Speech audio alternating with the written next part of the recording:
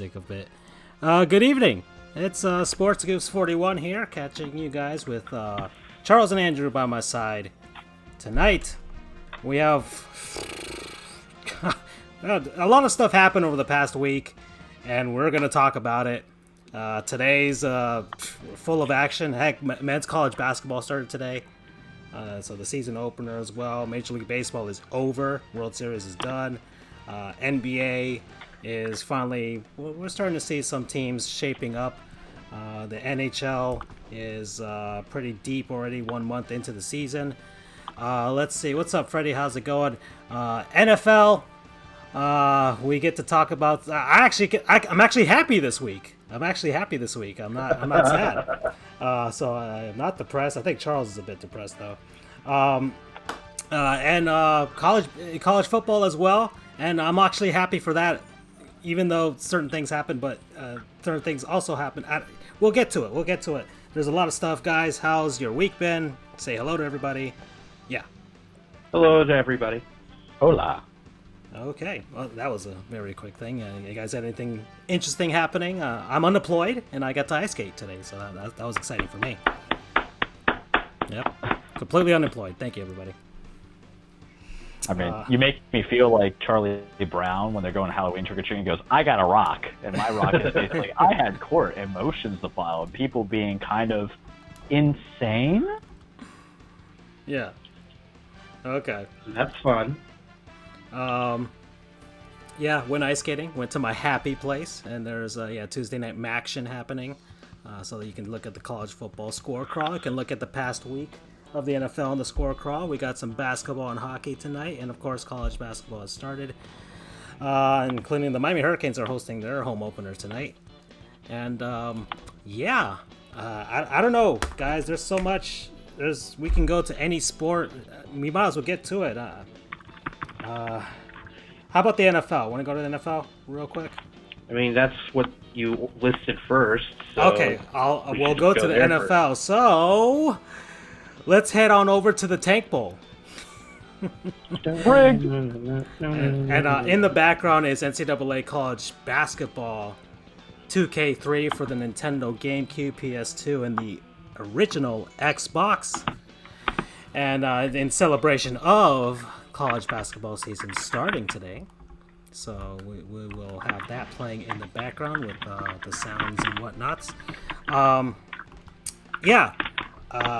So Tank Bowl action.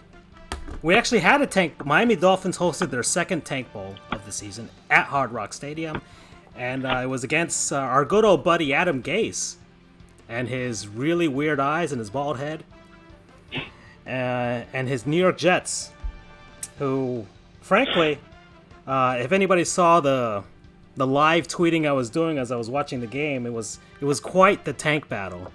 Honestly, I had no idea who was going to come out the victor. It seemed like this was probably because the Dolphins versus the Redskins tank. I mean, that was truly a beautiful battle. But then that final play for that 2-point conversion for the win, and that was probably the massive shot that the Dolphins tank landed on the Redskins tank, and it completely destroyed the Redskins tank. So the Dolphins came out on top in that Tank Bowl battle. But the New York Jets, guys, was a tank that the Dolphins had never encountered before, and honestly, it was futile. The butt fumble tank is so strong, and it looks like the Dolphins lost their Tank Bowl battle. So it shot them from possibly having the number 2 pick in the NFL draft, and according to Tankathon.com, it dropped them all the way down to 4th, and the New York Jets have taken their spot. I don't know if you guys witnessed the Tank Bowl battle, but it was truly a sight to behold. I mean, they just laid waste to that field. Any thoughts, guys? As I got mine. I got a good amount of it. Because I got to see it for once, because typically on Sundays I try not to watch Dolphins games because they don't try. So it's a waste of me getting my monthly CBS All Access pass that I pay $5.99 a month for just to see actual football. And then when the Dolphins basically blew everything up and said, Brian Flores, I'm like, Patriot coaches head coaches for the Patriots don't ever do well, but whatever. And like, Ryan Fitzpatrick, I'm like, Josh Rose, I'm like, we just traded Kendrick. I'm like, this is unwatchable crap, I don't want to do it. But instead of watching at my home, doing laundry, ironing shirts, I went to the Ale House with my sister and my brother-in-law, and I got to watch a multitude of games. So it was quite refreshing that when my eyes were bleeding red from seeing Sam Darnold throw a pick in the end zone, where it should have been done whatsoever near the end zone or whatever have you, even though I have questions about whether or not that was a touchdown catch in the beginning. I think it was, but I'm not a ref, whatever. I think that's black and white stripes. The refs have been really awful this season, but yeah. Terrible. But it's great to look away from that to watch like the Kansas City game, all that stuff. But then when the Dolphins were scoring, I had my eyes on them, and I don't know if it's a product of just that they found their groove after 3 weeks of installing Ryan Fitzpatrick as the legitimate starter. But maybe it's that, or maybe the Jets are just terrible. Whatever have you, is that the Dolphins found a way to tank and then also have their players help them win, and then screw them over to help them with their tank. It's a double win. You got your one victory because no one wants to be the 0-16 team. Looking at you, Cleveland and Detroit from the next day. But then, subsequently, Mark Walton, your leading rusher, gets suspended for 4 games for prior, policy use. And then Preston Williams gets injured. And Preston Williams, I'm going to say right now, he's a training camp darling, but he's not a legitimate starter, and you only popped him in there because you had nothing else. I mean, he was doing so well until he got injured. Now, I'm going to keep to my statements. Yeah. But it's bad because here's the thing. He at least had something going on because Devontae, I thought was going to be trade bait, but he wasn't. So now you're relying on just he Devontae keeps Parker. dropping passes, so, That too. So now you're relying on Devontae Parker, and then Albert Wilson is one good hip. And then I don't even know who your actual backup is now because you traded Kenyon Drake away. Mark Walton's gone. It's Kalen Ballage. And Kalen Ballage was kind of getting some love last year from Adam Gase out of all people. And then he got disappeared. And then you look at the Jets and you're just like, I don't know where to start because I still am kind of high on Sam Darnold aside from the class that came last year from the quarterbacks. I think it's a product of a bad offensive line, no wide receivers whatsoever. Because when you tell me Robbie Anderson is supposed to be the assisting savior to that franchise, I chuckle laughing in your face. And then Le'Veon Bell is just crying. And that defense is really bad, man. For a team that had so much money to load up C.J. Mosley, Quinton Williams with a third-round pick. They traded away Leonard Williams, who wasn't doing anything. I think they had Tremaine Johnson or another one of the high-profile cornerbacks, Marcus May, Jamal Adams. And you let Ryan Fitzpatrick just kind of whip you. You had no pass rush. And you know what goes to tell you is that you mentioned in the beginning of the football season, Francisco, the year that the Dolphins decide to tank, there's 3 other teams that are just as bad as them that might be in line for that first round or first pick in the draft. I mean, it has been because currently right now it's the Cincinnati Bengals who are on a bye this week. They still are winless so far this season. The Falcons also have 1 win in this season. They were on a bye week as well. The Washington Redskins lost to the Buffalo Bills, and they haven't scored a touchdown in 13 quarters. So their tank is truly a force to be reckoned with. Josh Allen, by the way, in that game, he already matched his pass touchdowns total already this season. So compared to last season, he had 10 last season. He's already got 10 this season. So the Bills look like a surefire shot to make the playoffs at this point. But yeah, the Dolphins. It really is the one. They could end up having like the number 6 pick and still have 1 win possible. I mean, it's possible. It is entirely possible. But I still feel good about the fact that they won a game. It removes... Look, the one thing the Dolphins can claim over the New England Patriots at this point is they still have the perfect season. Now, the Patriots have an undefeated regular season, but they don't have a perfect season in taking it all the way. So far, the Dolphins still have that, and the Patriots finally lost as well, and that was great. But, I didn't want that stigma. As much as I love to bash the Dolphins, I don't want that stigma of 0-16 that the Lions and the Browns have, and the Browns are another matter as to Love it. overhyping a team. But, you know, yeah, it happened a long time ago, and most people are either really old or dead from when it happened, but it's My still gosh. there. It's still there, you know. I mean, it's still something that means something in the future. Regardless, and I'll post that thing up as soon as I can, Freddie. Thanks for sharing there. I'm glad that they won. I think that, look, Brian Flores got his first win. Congratulations. You know, it's obvious that he's not trying to tank because this is his first NFL coaching gig. You know, he's from the Bronx. He's Honduran. He's worked his way all the way up the ladder of the coaching ranks, and he's finally got his shot here. And it looks like he's coaching the team better than Adam Gase had been coaching the team. I don't think if this team was being coached by Adam Gase, they probably would still be winless. So I'm glad for him. I'm glad for the players. They're not trying to tank it. It's clear that the Dolphins, they keep trading guys away. You know, everybody's going away now. I mean, Kenyon Drake was traded away. There's only one guy left from the Miracle in Miami play from last season. It's Devontae Parker, and he keeps dropping passes, even though he caught a touchdown pass and everything like that the last game. So it was fine, but but that Jets tank is awful. I mean, Sam Darnold, since he saw ghosts, has had 9 giveaways since that game against the Patriots. So, I mean, that guy needs to like eat a blue dot or whatever and become Pac-Man because he's having an awful time. He needs some Ghostbusters. He needs an Exorcist. I'm not sure. He was in Miami. He could have done some Santeria as well, but he has not been the same in these last 3 games after getting spanked by the Patriots, the Jaguars, and now the Dolphins. It's really, really bad. There was that awful safety that they had. It's really hard to not believe that players aren't trying, like that they don't lose on purpose. Because when you saw the Jets and the Dolphins, some of those plays that there's like, man, are you guys sure you're trying to win a game? Because it seems like you're not. It seems like you're doing the best that you can to tank this.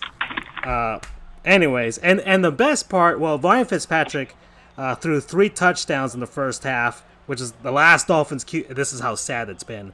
Dan Marino was the last Dolphin to do it, and it was 1986 when it happened against the Jets. And then finally, I guess the piece de resistance at the end of all this fantastic tank bowl battle was there was a reporter from, I think it was the New York Post or one of those, or New York Daily News, that actually asked Adam Gase if this loss to the Dolphins was justification for Stephen Ross firing him. The massive huevos on that senor to ask him that question. Beautiful. I said this before. I've said this before to you guys. If the Dolphins were going to win 1 game this year, or 2 games, let it be both against the Jets. Just because Adam Gase and the New York Jets. So I'm glad that they won. We got the 1 win. Now we can lose the rest. It doesn't matter.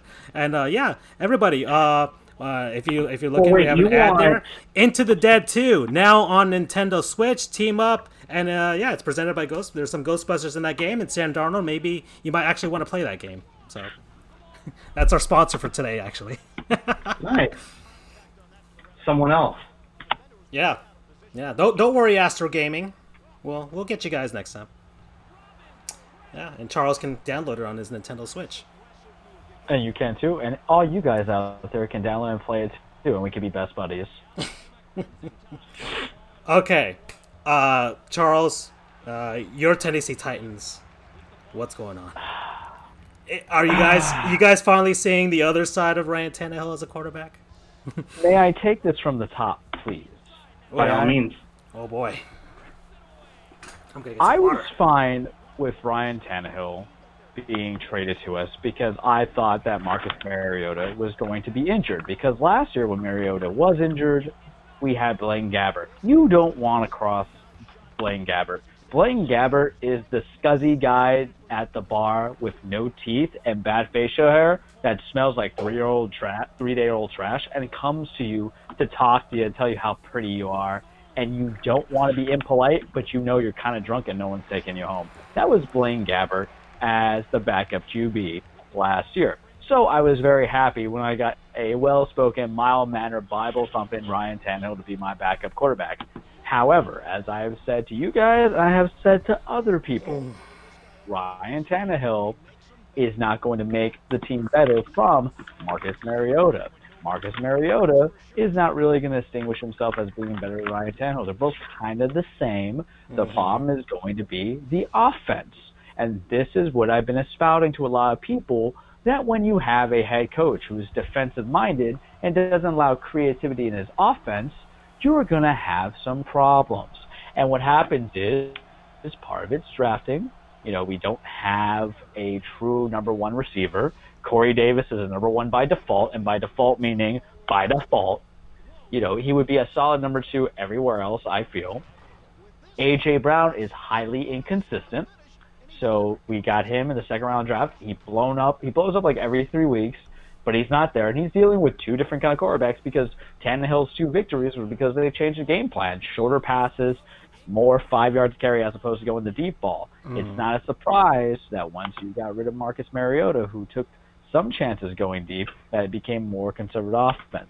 Part of the other problem is, as much as I like Derrick Henry, he's just a grinder. And pretty soon he's going to end up becoming a shadow of the past Tennessee Titans, Lendale White, who's just churning around the small yards, but nothing that's really exploding or big. Because, yes, if he has a back-end season like he did this year, wonderful, excellent. But the problem is that this is still a winnable AFC South, and we haven't done it.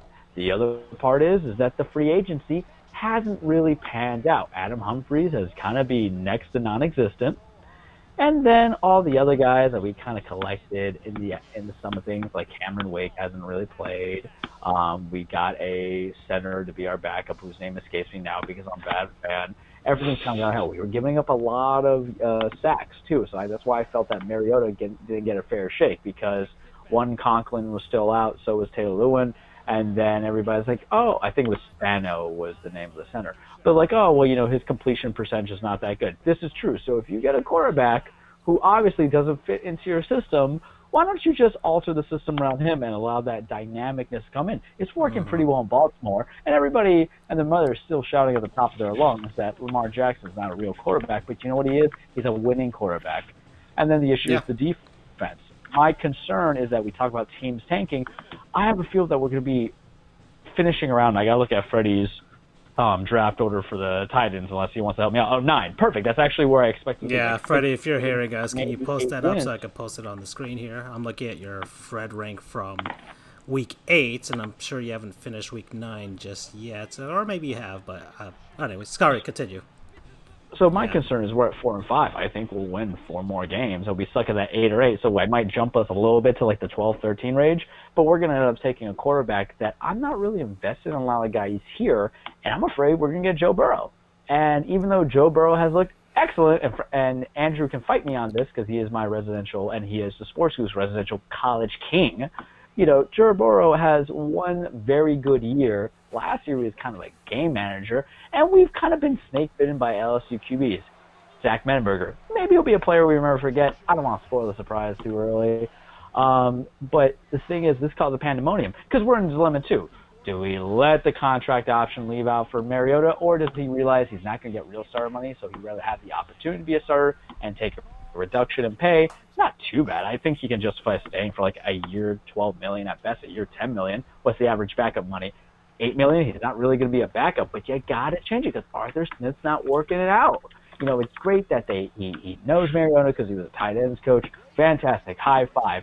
I have known dudes for 10 years. I still don't want to hang out with them solo. I got to get other group of people. There's some dudes that's great, but they're not really contributing. You have an offensive coordinator with this old school mentality of tight ends. football, we don't even have a tight end to give the ball to because Elaine Walker's hurt again and Jonnu Smith just disappears. So either you figure out a game plan, because what I hate, what you hear from the fantasy football pundits on that ESPN stuff, the NFL stuff, people who talk about is that he's explosive. Well, they can have an explosive offense with Derrick Henry and his slow molasses self running at 3.8 miles yards per carry. Ooh. Or, I mean, he's had 14 rush touchdowns since week 13 in 2018. It's the most in NFL in that span. Well, let me be contrarian Charles here for a second, Okay. which we should probably give me the title of when I go on this thing. That's week 13. What are you doing in 2019? And since we're out here, if you guys can bear me for a total of 2 seconds, because I was actually bringing up these numbers coming in, for love of God, ESPN, you're killing me. You talk about explosives. Well, you're not utilizing A.J. Brown, who can't find the openness. So this is Derrick Henry, right? We ready for this? Watch me give you my words. I feel like an idiot. 3.9 yards a carry. His longest has been 34, and he has touchdowns of 6. Okay, so the touchdowns are nice. That's fantastic. He's fumbled 3 times. That kind of hurts. And his yards per game, you ready for this? Yep. 71. So you look at the scheme of things, you want to be a built smash mouth football team. You're only averaging 71 yards a game, and then your average per carry is 3.9. Yeah, you got 6 touchdowns. That's great. You're not really, and mind you, he's still higher than a couple other teams on the list, but there's leaps and bounds because he's in a contract year. Whereas in comparison, Dalvin Cook, 99 yards, 0.3. Christian McCaffrey, who's a god, 110 yards per game. Yep. 92 for Leonard Fournette. Nick Chubb, fumbleitis right here.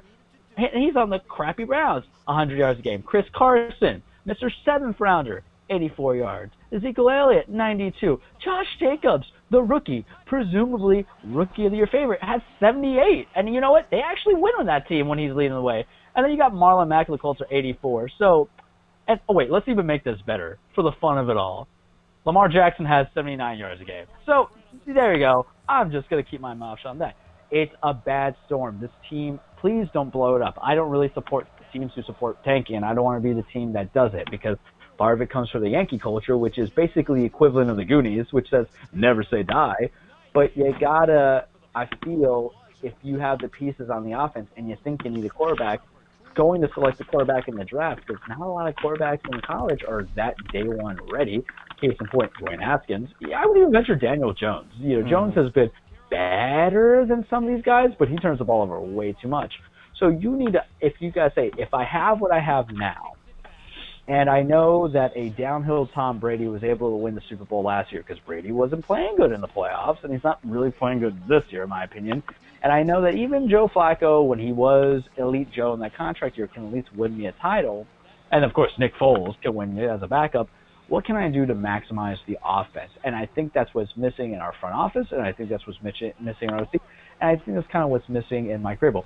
Was Carolina a better team than us with a second-string quarterback who only has his, 8th start of the year?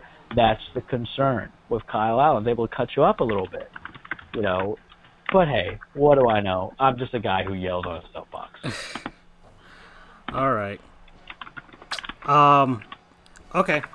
So, yeah, I mean, you guys are under 500 now, right? Correct. We're 4-5. Okay. Well, let's see. Any other NFL talk? I mean, there's some outside news here. We've got. Actually, hold on. Let's see.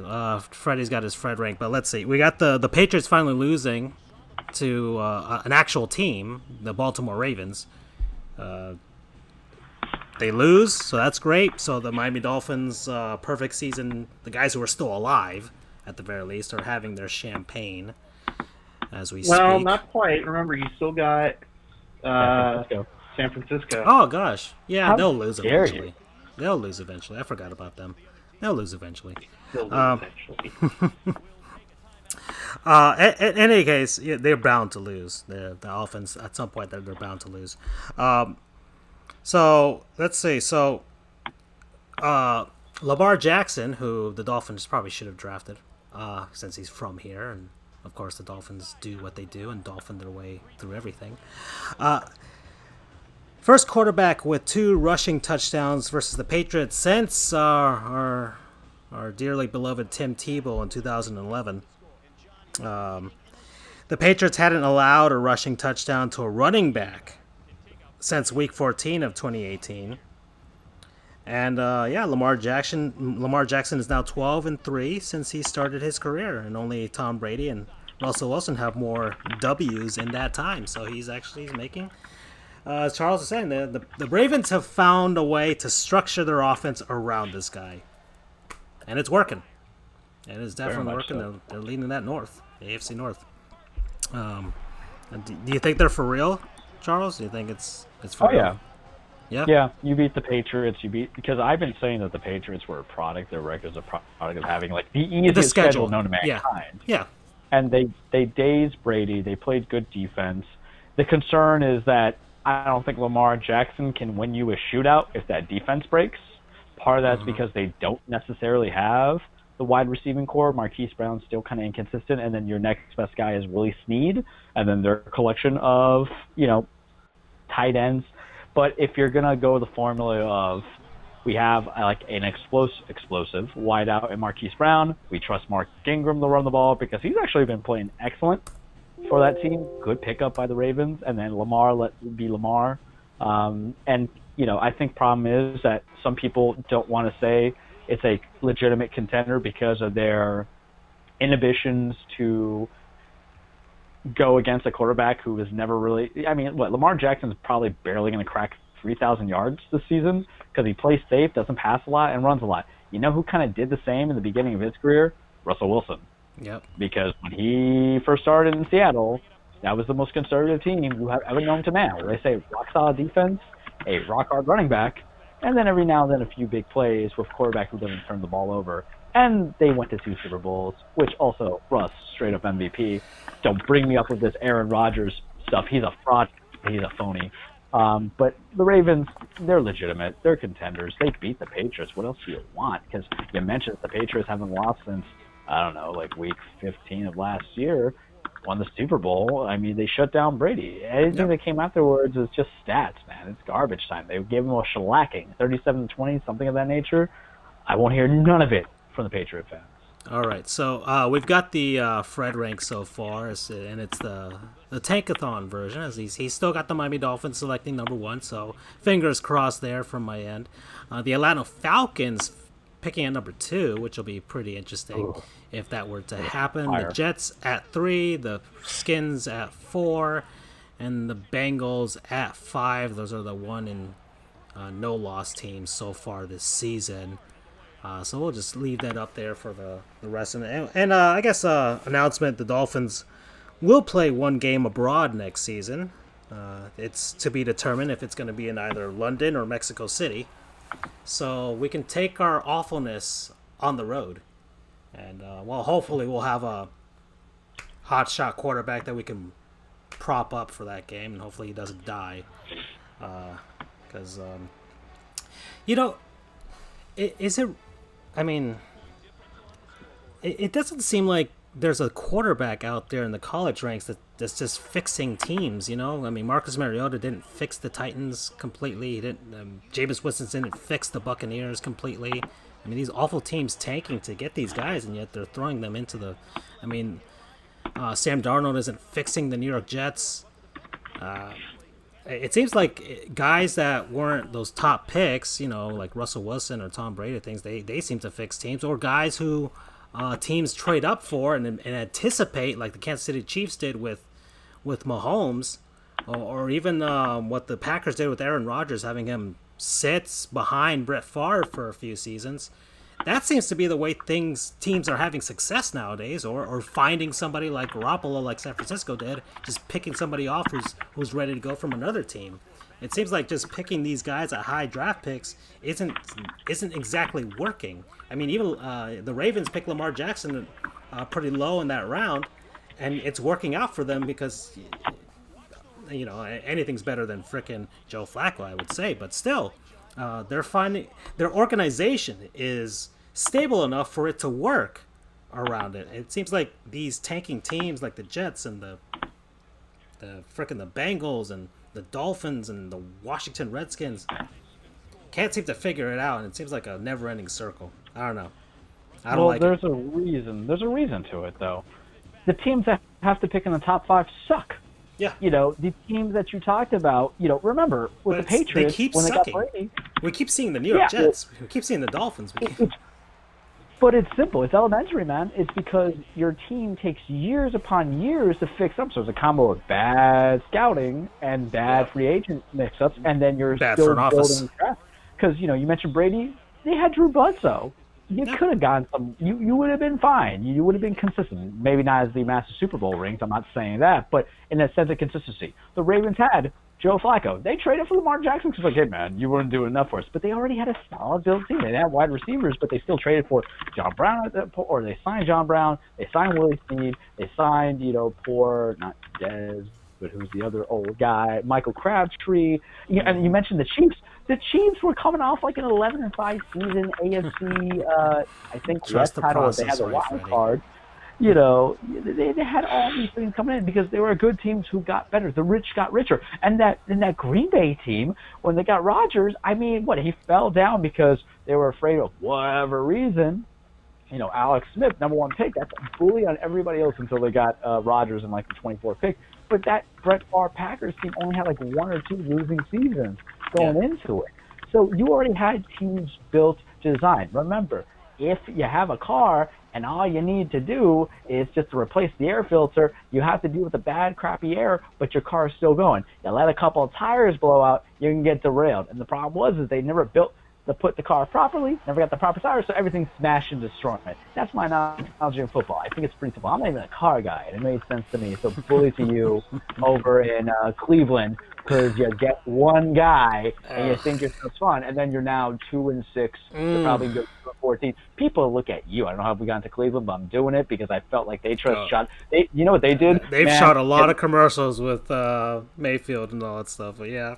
Look, we're talking about car stuff here. You know what the Browns did? They basically put the duct tape over the front of their bumper and spray painted it the same color as the car and said, "It's new, man. It's good. It's sellable." Oh boy. Yeah. Okay. So, Andrew, I don't know if you have anything for NFL talk. I think we've said not a clue. Nothing. Well, no. That's not true. You got something. I do. It's up your sleeve. The reason why. Forget Lamar. Forget Dak Prescott. The real reason why the Giants won last night was that cat. Oh, don't hold on. We'll get to the cat. We will get to the cat. All right? Can you hold off on the cat for a little bit? I've got nothing to add. Okay? Just hold off on the cat. We're going to get to the cat. Okay? All right. Okay. In that case, I've got nothing to add. Okay. Well, we'll get to the cat eventually. I just want to get to some of our smaller segments transition here. All right. So, we'll do one of segments that I like to have fun with. It's better to know a minor league team. There are 4 billion minor league teams out there, and we talk about them. We get to know them. So I decided to pick one out of a hat, and it is from the G League. They are the Westchester Knicks. They were established back in 2014. They play out in White Plains, New York, out of the Westchester County Center, which was built and opened in 1930. It's capacity of 5,000 for basketball. They play in the Eastern Conference and the Atlantic Division. They have no championships as of yet, but they won the Atlantic Division in 2018. So that's, not this season, the season prior to that. They've made the playoffs 3 out of their 5 seasons of existence. And, they are the feeder franchise for the New York Knicks. And their head coach is Derek Alston, who started this season as their head coach. And that leads me into my next segment. Players we remember to forget, because I decided to tie in the Better Know a Minor League Team with a player remember to forget. And that said player is Derek Alston. He formerly played in the NBA. There's good old Derek in front of y'all. He was a power forward and a center. He was he played out of Duquesne. He was drafted in the 2nd round, 33rd overall. He played for the Philadelphia 76ers from 1994 to 96, and in the 96 season, he was traded to the Atlanta Hawks. And from there, he never played a single minute in the NBA again. He played in Europe from 1996 until 2012. Became a coach. Actually, he became a Houston Rockets assistant coach under Kevin McHale following his playing career in Europe. And then finally, he ended up in Westchester as an assistant coach over the last 3-4 seasons. And this year, he finally won the head coaching job. So good on you, Derek Alston, from the Bronx, from New York, made it all the way up to the G League, and he's taking over a pretty okay squad for the Westchester Knicks. Maybe if the Knicks can actually let their players gestate for a bit, they could be good someday after this. So, yeah.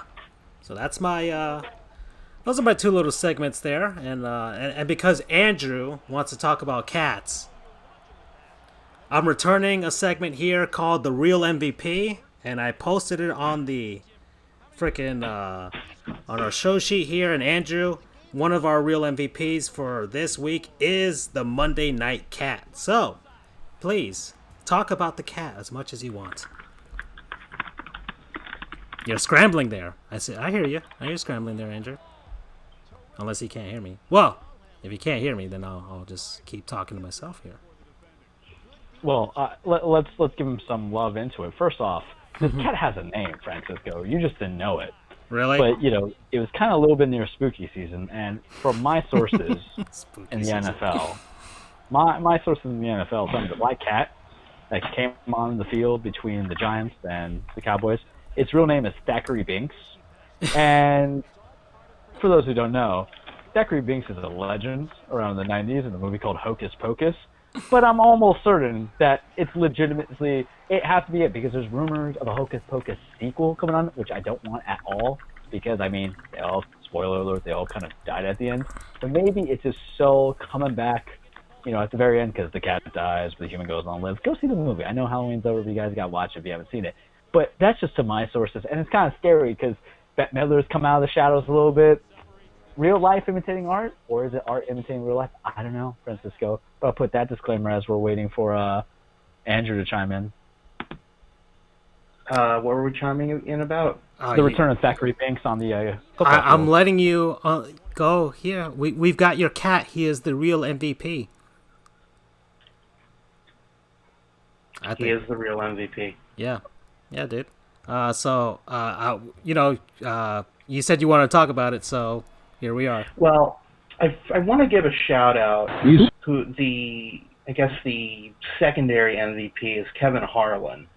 Yes. Who is amazing. He's got a great radio voice, but he also has a fantastic sense of humor. He called the cat thing brilliantly, but he also called the shirtless man at the 49ers game a couple of years ago. If you will, I could play it here on the screen. Give me a second here. He's walking to the 3. He's at the 2. And the cat is in the CDW red zone. CDW, people who get it now, a policeman, a state trooper has come on the field, and the cat runs into the end zone. That is a touchdown. And the cat is elusive, kind of like Barkley and Elliott. But he didn't know where to go. Look, they're trying to corner him, and they got him in the end zone. There are state troopers all around this cat, which now climbs up into the stands. And the fans are running for their life. Now it goes back on the field again. And it's running in the back of the end zone. And it runs up the tunnel. Oh, gosh. There it is. Oh, beautiful. Yeah. Fantastic work. The guys on the radio morning programs today were having a field day with that. They were absolutely loving it. And you got to have fun. He even got the sponsorship in there. That was great. By the way, everybody, buy Into the Dead 2 on your Nintendo Switch. Yeah, I'm so freaking glad that happened. It's just fun things you see in sports. And once again, another black cat in a sporting event. It just seems to be a thing. Yep. The last big one was the Marlins game a few years ago. Yeah, we tried to make it a rallying point, but the Marlins suck so much that we couldn't rally around that cat. We're trying to make it like a rally squirrel type of thing, and just the Marlins just nah. The cat joins the pantheon of great animals that have been on the field. Mm-hmm. One of my favorites was a squirrel that made it onto the field a few years ago at a Louisville-Kent State game. Mm-hmm. Scored a touchdown. The crowd probably cheered louder for that squirrel than their team. Unfortunately, yes. Yeah. And hey, Steph X01, yes, we will support each other. That's what we do here on Sports Goofs. And we support the cat, most of all. All right, so that's our... You guys have any other real MVPs over the last week or so in sports, or nah? Probably. You know, anybody? Probably. I mean, we talked about it. Tobias Harris. Ah, yes. Yeah, that's a good one. He's a good one.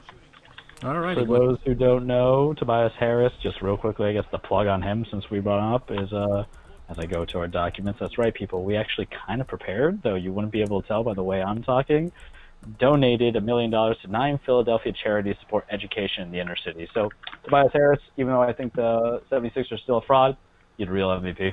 Yeah, that was actually really good. To help students and teachers in Philadelphia. I mean, education, public education especially, really requires a lot of money. And the fact that he donated $1 million is saying something huge about his character. So, and the fact that he did that for the city of Philadelphia. So yeah, good on you, Tobias Harris. You are the real MVP next to that cat, and we thank you for that huge donation. All right, okay, guys. So I guess we can move on here to let's see. We're at the 42-minute mark. Andrew, do you want to talk about hockey a bit? I can talk about hockey. Not sure if you're up for it. Sure, let's do it. Okay, so because we love logos and uniforms and all kinds of branding stuff in sports, huge thing over the weekend is that the Nashville Predators unveiled their Winter Classic uniforms that they will be wearing against the Dallas Stars on New Year's Day at the Cotton Bowl. And so let me go on good old Chris Creamer's great sportslogos.net website to show you what that looks like. And I'm really glad. A lot of people hate it. Did you see it, Andrew? Have you seen it? Yes, I have. Okay. What are your thoughts on it? It's on the screen. I'm always a fan of when a team is able to harken back to its roots, even if it's not directly that franchise, but a team that was in that city. Mm-hmm. For example, the Miami Marlins. They use the old Miami Marlins uniforms, right, as a throwback. I mean, I guess so I like that. I mean, it may not be. Some people may not like it because it's not the fanciest uniform, although personally I like the design. Yeah. You really can't go wrong with that Montreal Canadiens-esque look, if you will. Mm-hmm. But I like how it harkens back to Nashville past, and that's always a winner for me, to be honest.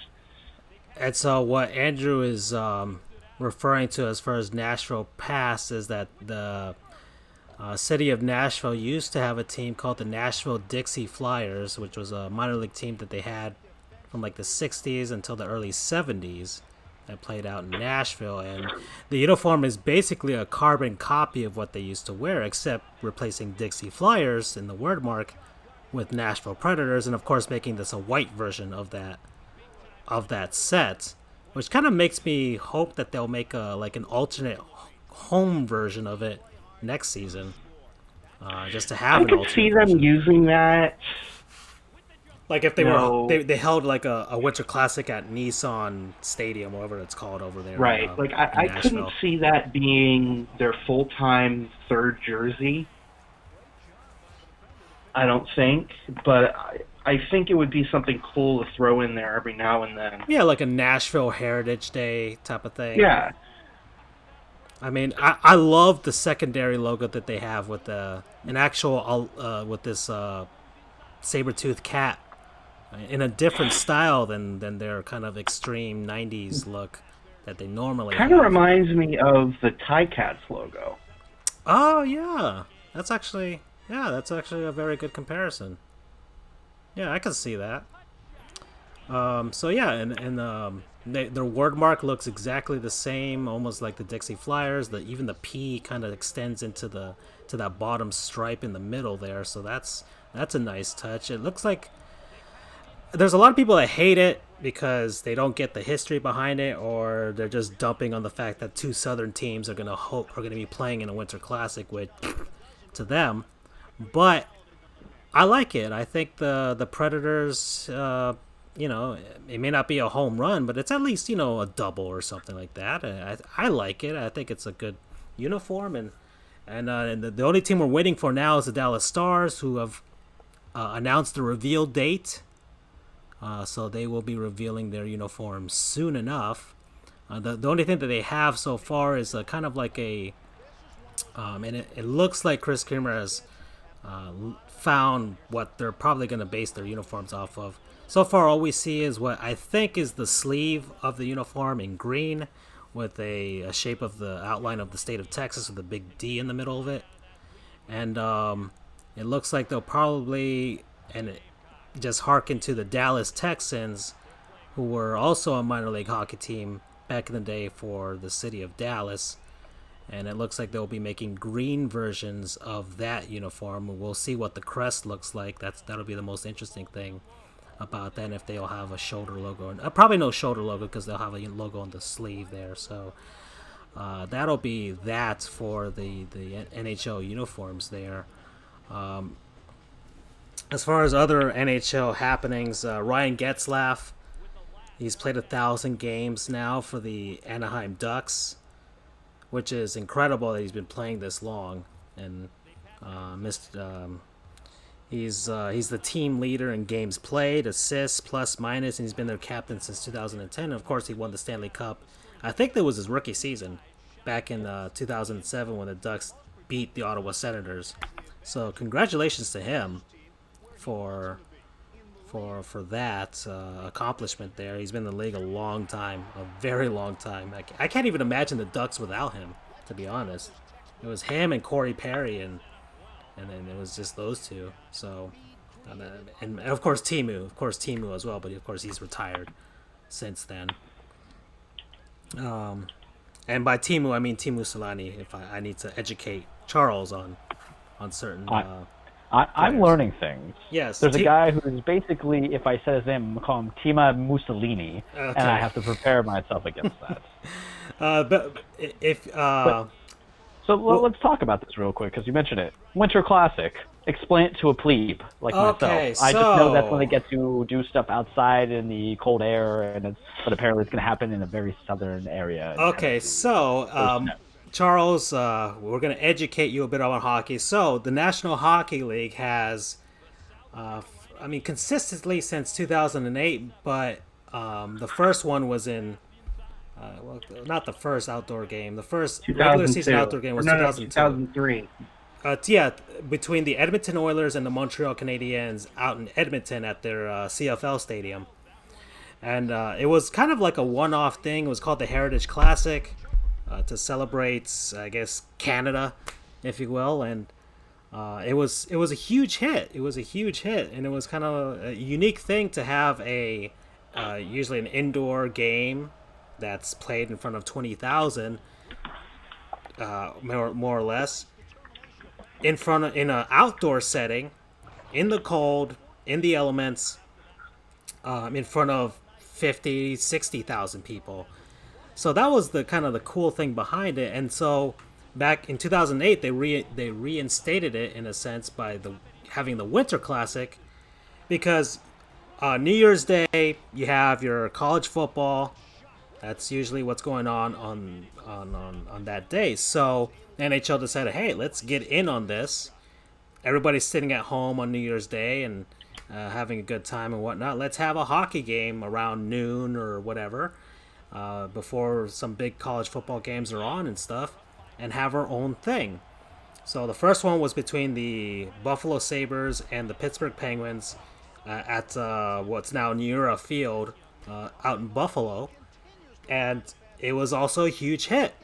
So the NHL decided, hey, let's just make this a thing. So they've decided, then I think it was at Wrigley Field the following season between the Red Wings and the Blackhawks, and it was at Fenway Park between the Bruins and the Flyers, and it's been every year ever since, been in a different outdoor venue, some historical ones, Fenway Park, Wrigley Field, and now they're adding some more of the modern stadiums, and then they added from there a stadium series because the NHL just started going crazy with these outdoor games. They had I think one season they had 6 of them in a year, and so in venues that aren't as historical, but they're there. So they've held them at this point they've held them at college football stadiums. They held one at Notre Dame, I think it was last season. That I recall. They've held it at modern NFL stadiums, like Gillette Stadium held the Bruins and the Montreal Canadiens. Then plenty of modern baseball stadiums. They held it at Yankee Stadium, some Stadium Series games, the new Yankee Stadium, and at Citi Field as well. So now we're getting a mix of everything. At this point, the NHL has been. I think they've held off a little bit with it now. They're pulling it back because it kind of loses its luster if you do it too many times. And I think this year they held, every 2 years they have a Heritage Classic, which pits 2 Canadian teams against each other in the outdoor limits. And they usually play at a CFL stadium. So this year was Winnipeg and Calgary. Right. In Regina. Right. Saskatchewan, which does not have an NHL franchise.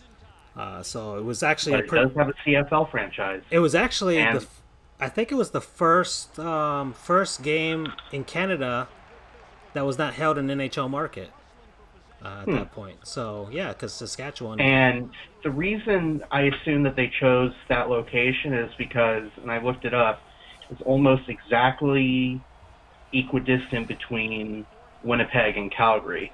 Right. Yeah. And it was a very nice it was a good matchup because it went into overtime, and both teams wore beautiful uniforms. The Jets were in their retro 70s style uniforms from the WHA days, and the Flames wore their original set. The one set that they should wear all the time, but they don't. Mm-hmm. But that's those are your outdoor games, and this year will be the first one. Actually, not really the first one because they've held it at Dodger Stadium before, between the Kings and the Ducks. But this will be the first truly Southern game in Dallas, and me and Andrew's hope is that one day we'll get one in Florida. Don't know where, but I mean the only really truly viable venue would be Marlins Park. It's the only place that could possibly support that type of game given the environment. And yeah, Into the Dead 2. I don't know if they have ice or anything in that video game, but get it for your Nintendo Switch. And yeah, that's even zombies play hockey. Yeah, NHL outdoor games. That's your thing, man. That's what's going on. So okay, so I felt that contributed a little bit because the hardest thing of being a casual, I couldn't even call myself casual. I know players, but as a student of the hockey game, that's what we'll call it. I know there's a Stanley Cup, and I'm trying to figure out what's the pseudo importance about doing it, doing the Winter Classics without having any kind of big ramifications, unless you're trying to tell me that we're going to bring in more attendance, maybe get more publicity on the TV screen. The Winter Classics are a huge boon for the team that's hosting it, and also for the team that's visiting, because it puts them on. It's a national game. It's on a national stage. It's not the only hockey game of that day, but it's the one that most everybody's going to watch because of the novelty of being outside.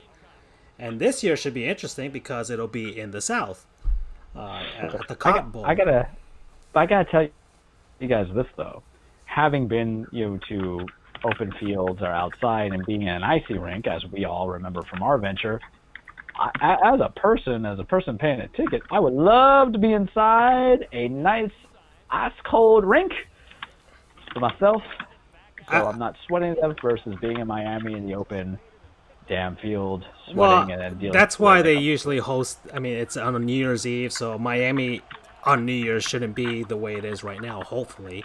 Have you lived in Florida for 30+ years? Yes, I have, and Dallas should actually have pretty temperate weather. It's just enough to hold an ice rink. They'll you at least put on a light sweater or something and watch the game, so it won't be uncomfortable. Hopefully by that time.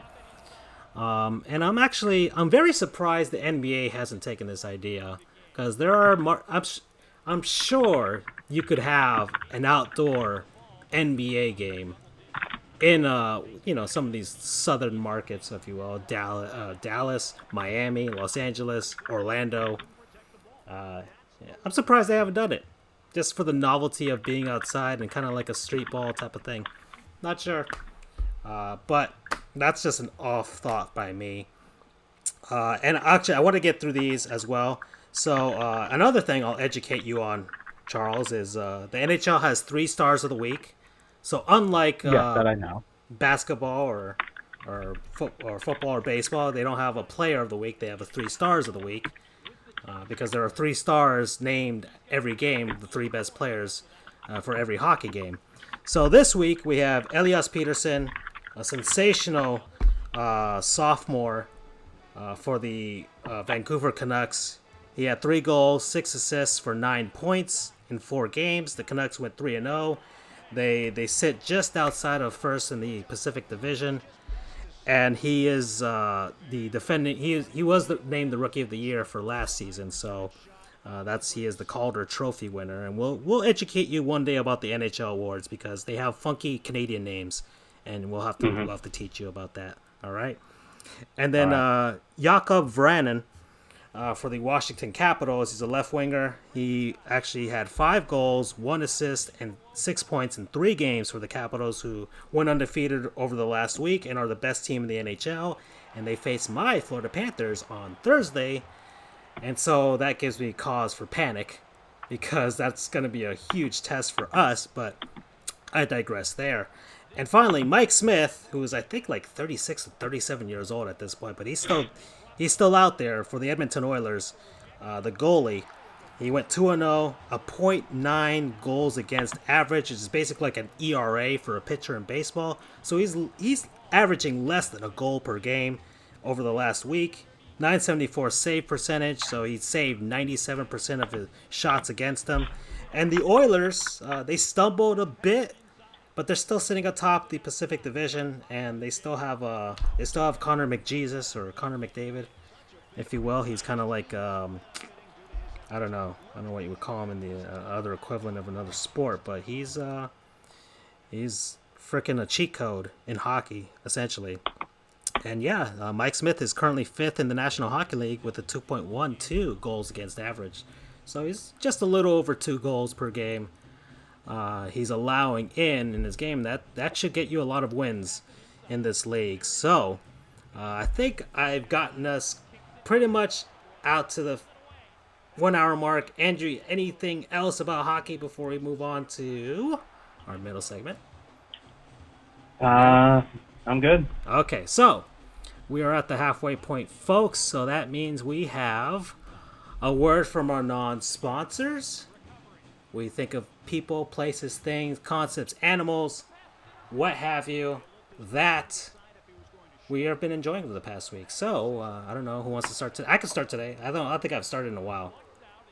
So I guess I'll start today. So my non-sponsor is the Scott Rakow Youth Center in Miami Beach, Florida. The reason I say that is because I'm trying to find an actual good photo here, but it is we'll see photos here on Google.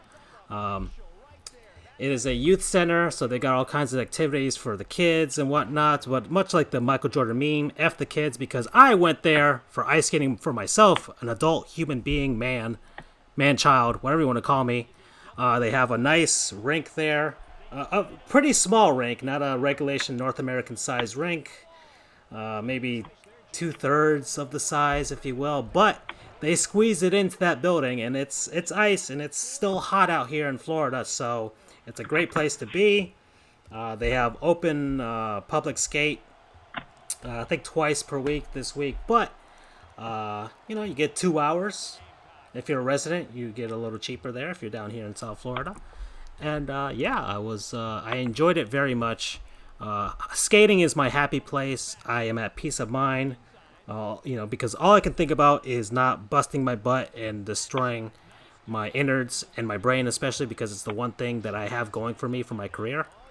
So, but I just get into this trance, if you will, kind of like a shark when you flip it upside down. I just go into peace mode when I go skating, and I just love it, and I love ice skating. And if you haven't done it, go learn.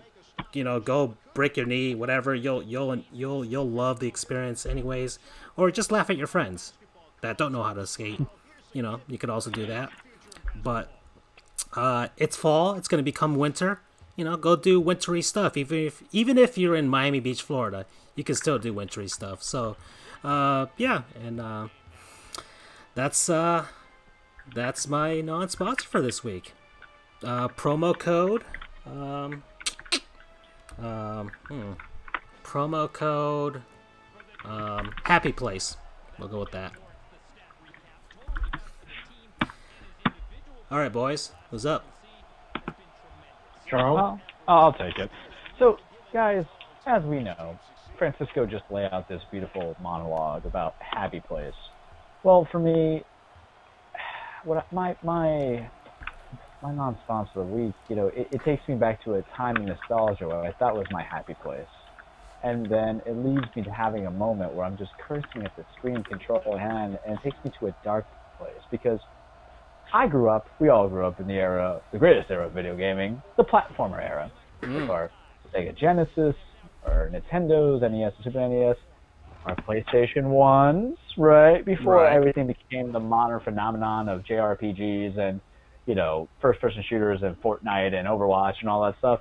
So I've had this game for a bit. It's been out for about a year and change, but I've only started now because 2 weekends ago I finished Control and Telltale Batman series. Control's great. Test it out. Telltale games are typically 7.5 and 8. But I was like, you know what? I got this for Christmas last year. It's a good deal, you guys, because you're getting 3 games in one.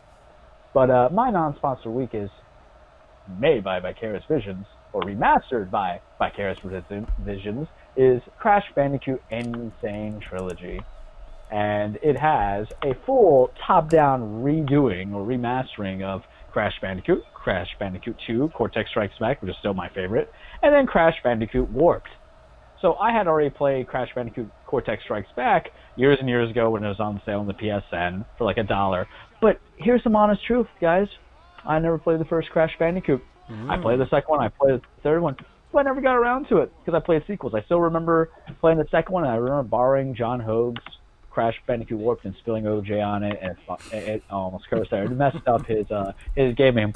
But this was the right time to go back into it. And I gotta tell you, that happy place feeling I had starting and hearing Aku Aku go ooga booga, I was like, yeah, that's great. Until I missed a platform jump for the 15th time, or I missed time something, because that's how they get you. They start it with like, oh, it's kind of easy the first couple levels, and then you need full attention. I'm near the end. I'm like, 2/3 of the way through, and I was going to play it during our podcast, but I said, nah, because I'm going to get too angry. And there's going to be the children, Charles. What about the children? But what I learned in my platformer days, and this is why we're the most resilient age ever to be born into this earth. Forget the whole Genghis Khan era. Forget the whole Romans. It's the platform eras, the late 80s, 90s babies. We're the most resilient guys because when it comes to platformers, mama didn't raise no bee. I didn't give up. I kept pursuing because every successful box I found, every successful level, every successful victory and completing level, beating the bosses, Ripperoo. Before I jumped on, I was playing that big like rat dude with the machine gun who is basically a greaser. I don't give up because you know what? Crash Bandicoot doesn't give up on me, and it's still a lot of fun despite the fact that I'm cursing, slamming my fist in my knee pad because it takes me back to an old time. Crash Bandicoot Insane Trilogy. Fantastic. It's probably super cheap. You can get it on all the consoles. Look at those epic eyebrows. It's my eyebrows, you guys. I just take care of the middle, get plucked every now and then for weddings, but it's my eyebrows. I am Crash Bandicoot. There's a little bit of Bandicoot in all of us. We are, was he a marsupial? We are that marsupial menace. Look how he just destroyed boxes. I like destroying boxes. He becomes invincible. Have fun. 3 games. One purchase. Get for your Nintendo Switch with your new happily downloaded Into the Dead 2. You know, make it a great Christmas gift for everybody. Have fun with it. Crash Bandicoot Engage or Insane Trilogy. Promo code, fresh coat of paint. Nice. Very good. Very good. I've been kind of wavering on it. I played the PS1 version of the first one. I guess, I don't know, I couldn't get into it, but maybe playing an actual modern update of it would get me into it. So, yeah. Alrighty. Okay, Andrew. You are up. My non-sponsor of the week is RuneScape. I've been feeling pretty nostalgic the past few months.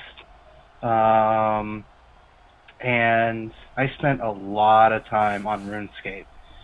I would go over to the public library in my town, and my friend and I would sit at computers next to each other, and we'd play for hours after school. I had so much fun with that. My mom thought it was ridiculous and I was wasting my time, which I probably was, but it was fun for me. That was kind of the first sort of internet community that I got involved with, and you know, unfortunately, I lost the information to my old account, which is a bummer. But I recently started up a new account because nostalgia. Right. And it's been a while since I've turned it back on, since I've been busy. But I'm thinking of doing it again. And it's so much fun. The graphics. I don't play new RuneScape. I play old RuneScape, which is what existed when I was playing. Mm-hmm. The graphics are terrible by today's standards, but who cares? I'm more for the gameplay than anything. Yeah. And I don't know, it gave me this sense of escape when I was younger, kind of getting away from the, you know, let's be honest, our teenage years weren't exactly the greatest. You know, you had to deal with bullying and all that jazz. So this kind of gave me a little bit of escape, and I had a lot of fun with it. So, RuneScape is my non-sponsor of the week. Promo code LUMBY. Okay. Alrighty. Anyone that's played it will know what that means, and if not, it makes absolutely no sense, and that's the way I want it. Inside joke, inside reference. Alrighty. Okay, guys. So thank you for RuneScape, Crash Bandicoot, and the Scott Raquel Youth Center for being our non-sponsors for this week, whether willingly or unwillingly. And if you guys want a willing sponsor, get yourself Into the Dead 2 on the Nintendo Switch. Alright, guys. We're finally in our second half. I actually wanted to do a segment we haven't done in a bit, and that's Gottlieb's Goons. Mm-hmm. So, Andrew, you actually suggested a pretty darn good Gottlieb Goon, and it's a certain player from a really terrible franchise in the Cleveland Browns. Right. Goodness, I forget his name. Jermaine Whitehead. That's our Gottlieb Thank you. Goon.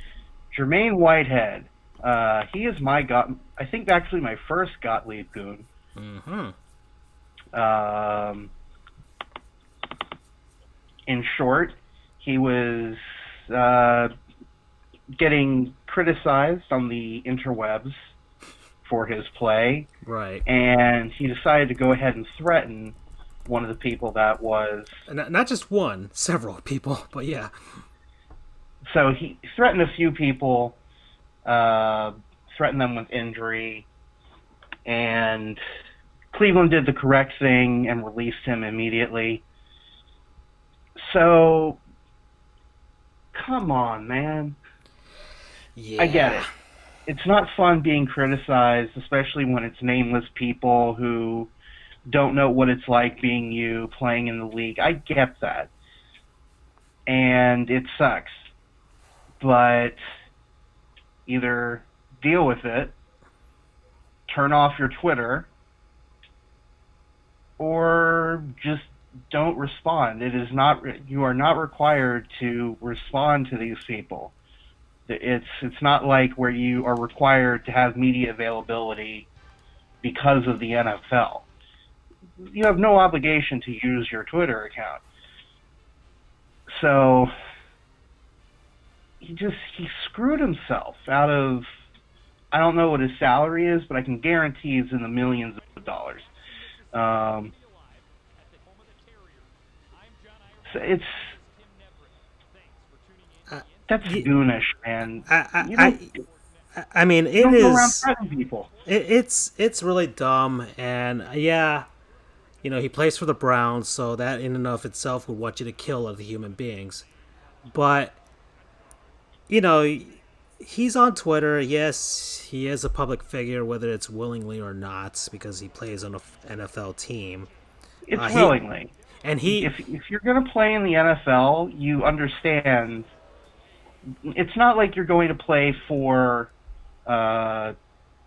St. John's College up in Minnesota, where you are lucky if you get televised by somebody. You're playing in the NFL. I get that your intent is to play the game, not to be televised. Right. But you kind of go into it knowing that you are guaranteed to be televised. Every game is televised. Maybe not, Sunday Night Football on NBC or Monday Night Football on ESPN, but every game is covered by one of the four networks. You know that going in. So yeah, you are a public figure. And, once you get that check mark on Twitter, you're considered a public figure. So, fair or not, you're kind of held to a higher standard when you're in a public position like that. I think it's just... Sorry, I was cutting you off. So you can finish. But even if you take out the public figure thing, it's not okay to threaten anybody. That's not cool. Yeah. Look, I get that he was frustrated. He actually sent those tweets from what they reported. He was still in full uniform when he was just firing off tweets like that. And I think a Browns PR person basically took his phone away and got him out of the locker room before people could ask him questions about it. He actually sent one to an actual reporter and to people who were just trolling him, fans and stuff, Browns fans that are just frustrated after losing to the Broncos this past Sunday. But it's a thing that now teams have to deal with. It's the issue with the younger players nowadays, millennials or generation, I don't know what letter it is at this point or number, but, the new frontier of the eyes being on you all the time, whether it's this TMZ Sports, whether it's people with cameras, whether it's everybody just following you on your Instagram or your Twitter, your Snapchat, what have you.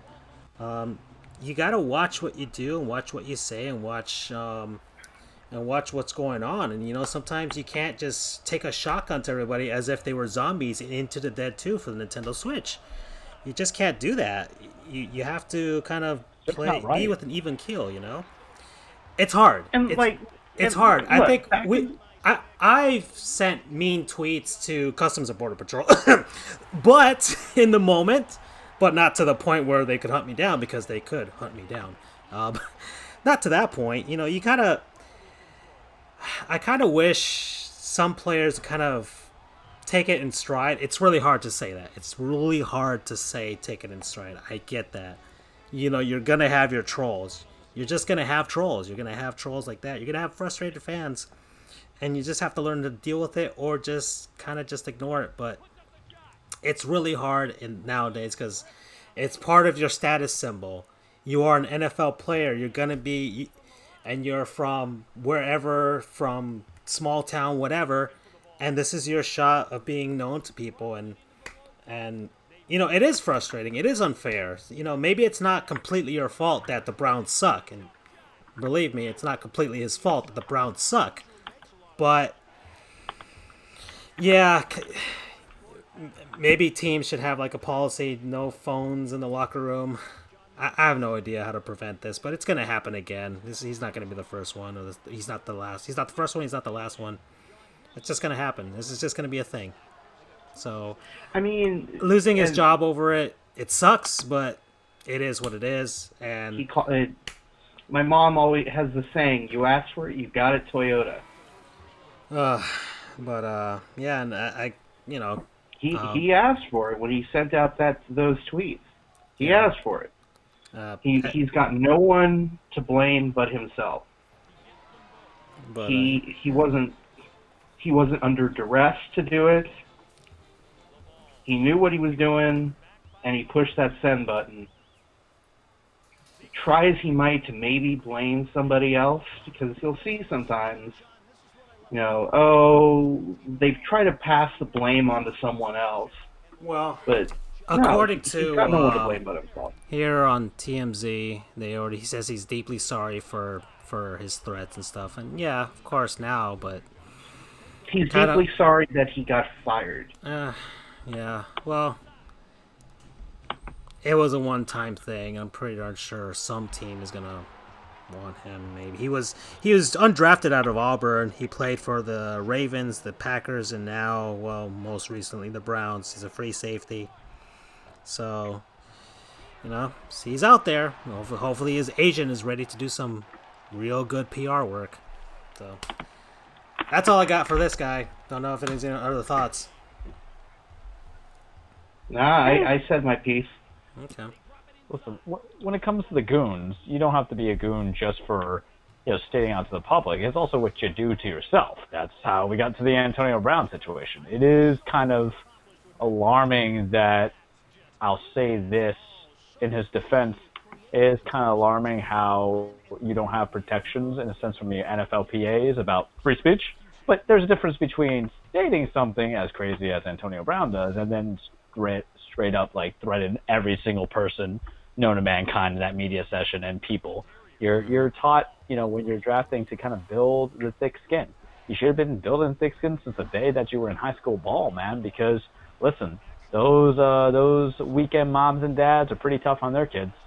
Come into college, those fans are pretty tough on you. It's just one of those things where you just got to let it fall off your back. It's tough, I get it, but sorry, Whitehead, you're kind of a goon.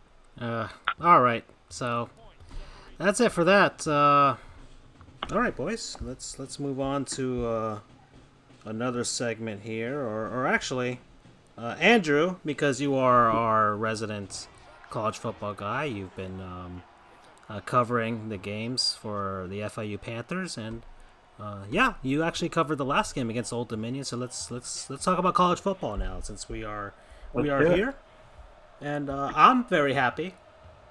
I was sad, but then I was happy about what happened at Florida State. But go ahead, dude. We got Tuesday night action and all that stuff, but yeah. Yeah, I've got the Ball State Western Michigan game on right now. Mm-hmm.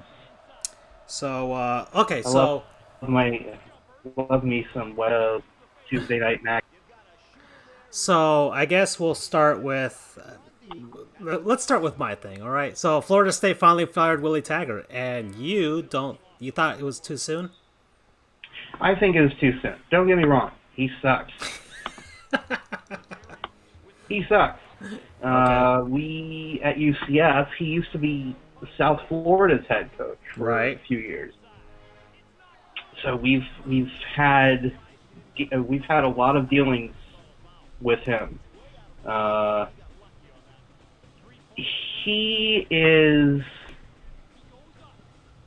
He's not as good, and obviously FSU, his time at FSU will point that out, but he is not as good as his team resume. If you just look at the teams he's coached, you would think he's a great coach. He started, who did he start with? Let's see.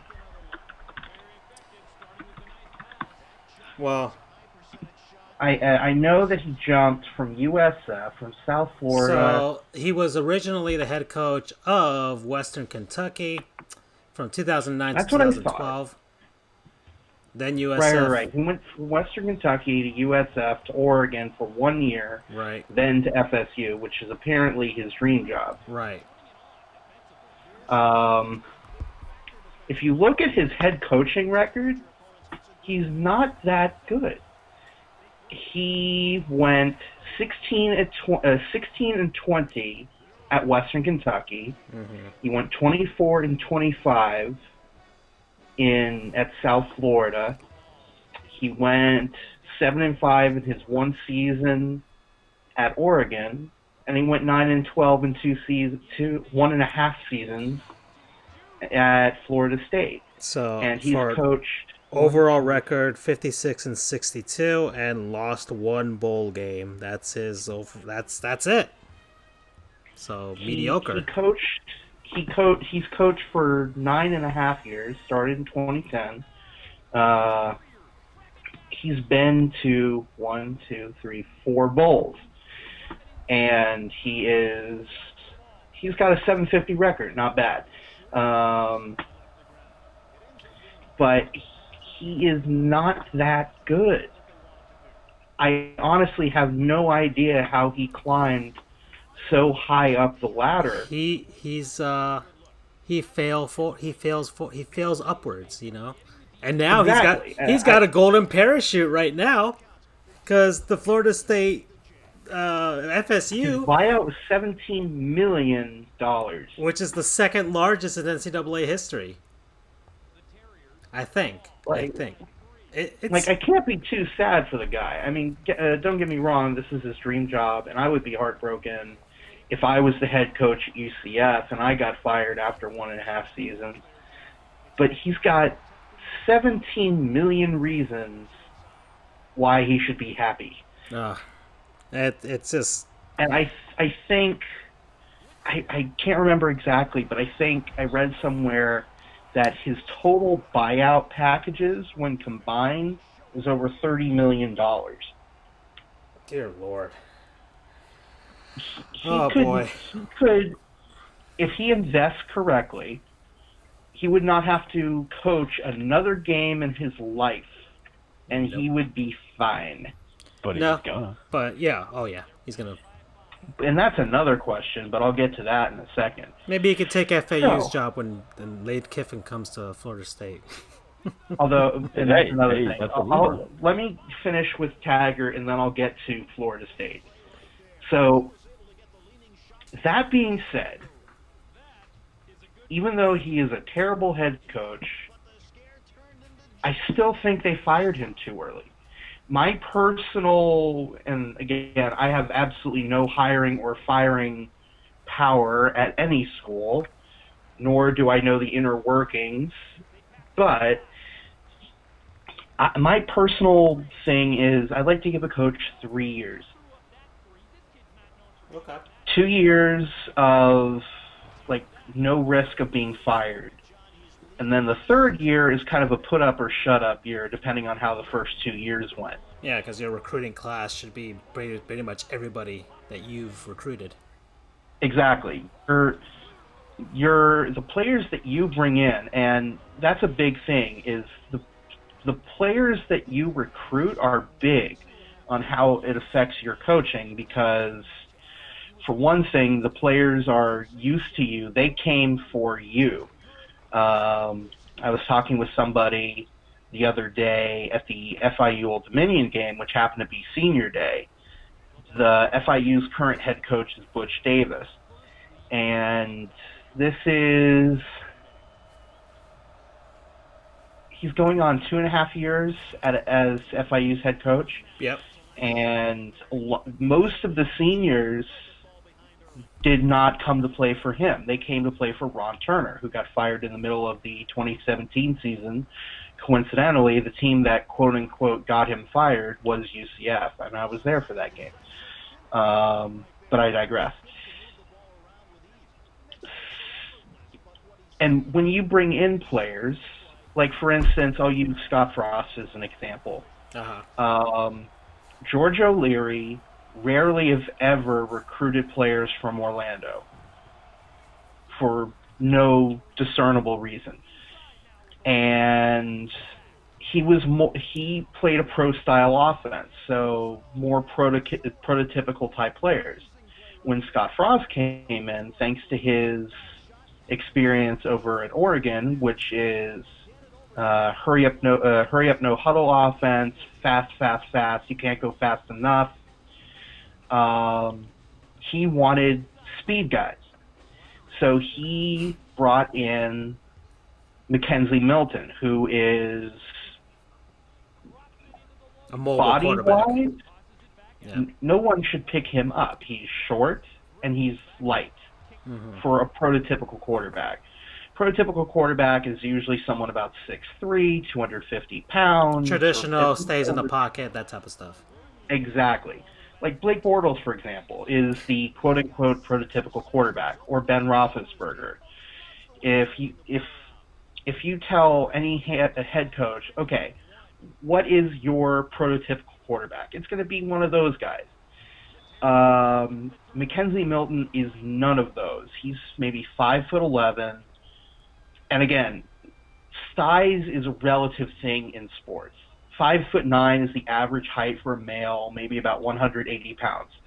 So he's taller than average, and I don't know his weight, but it's certainly not 230 pounds.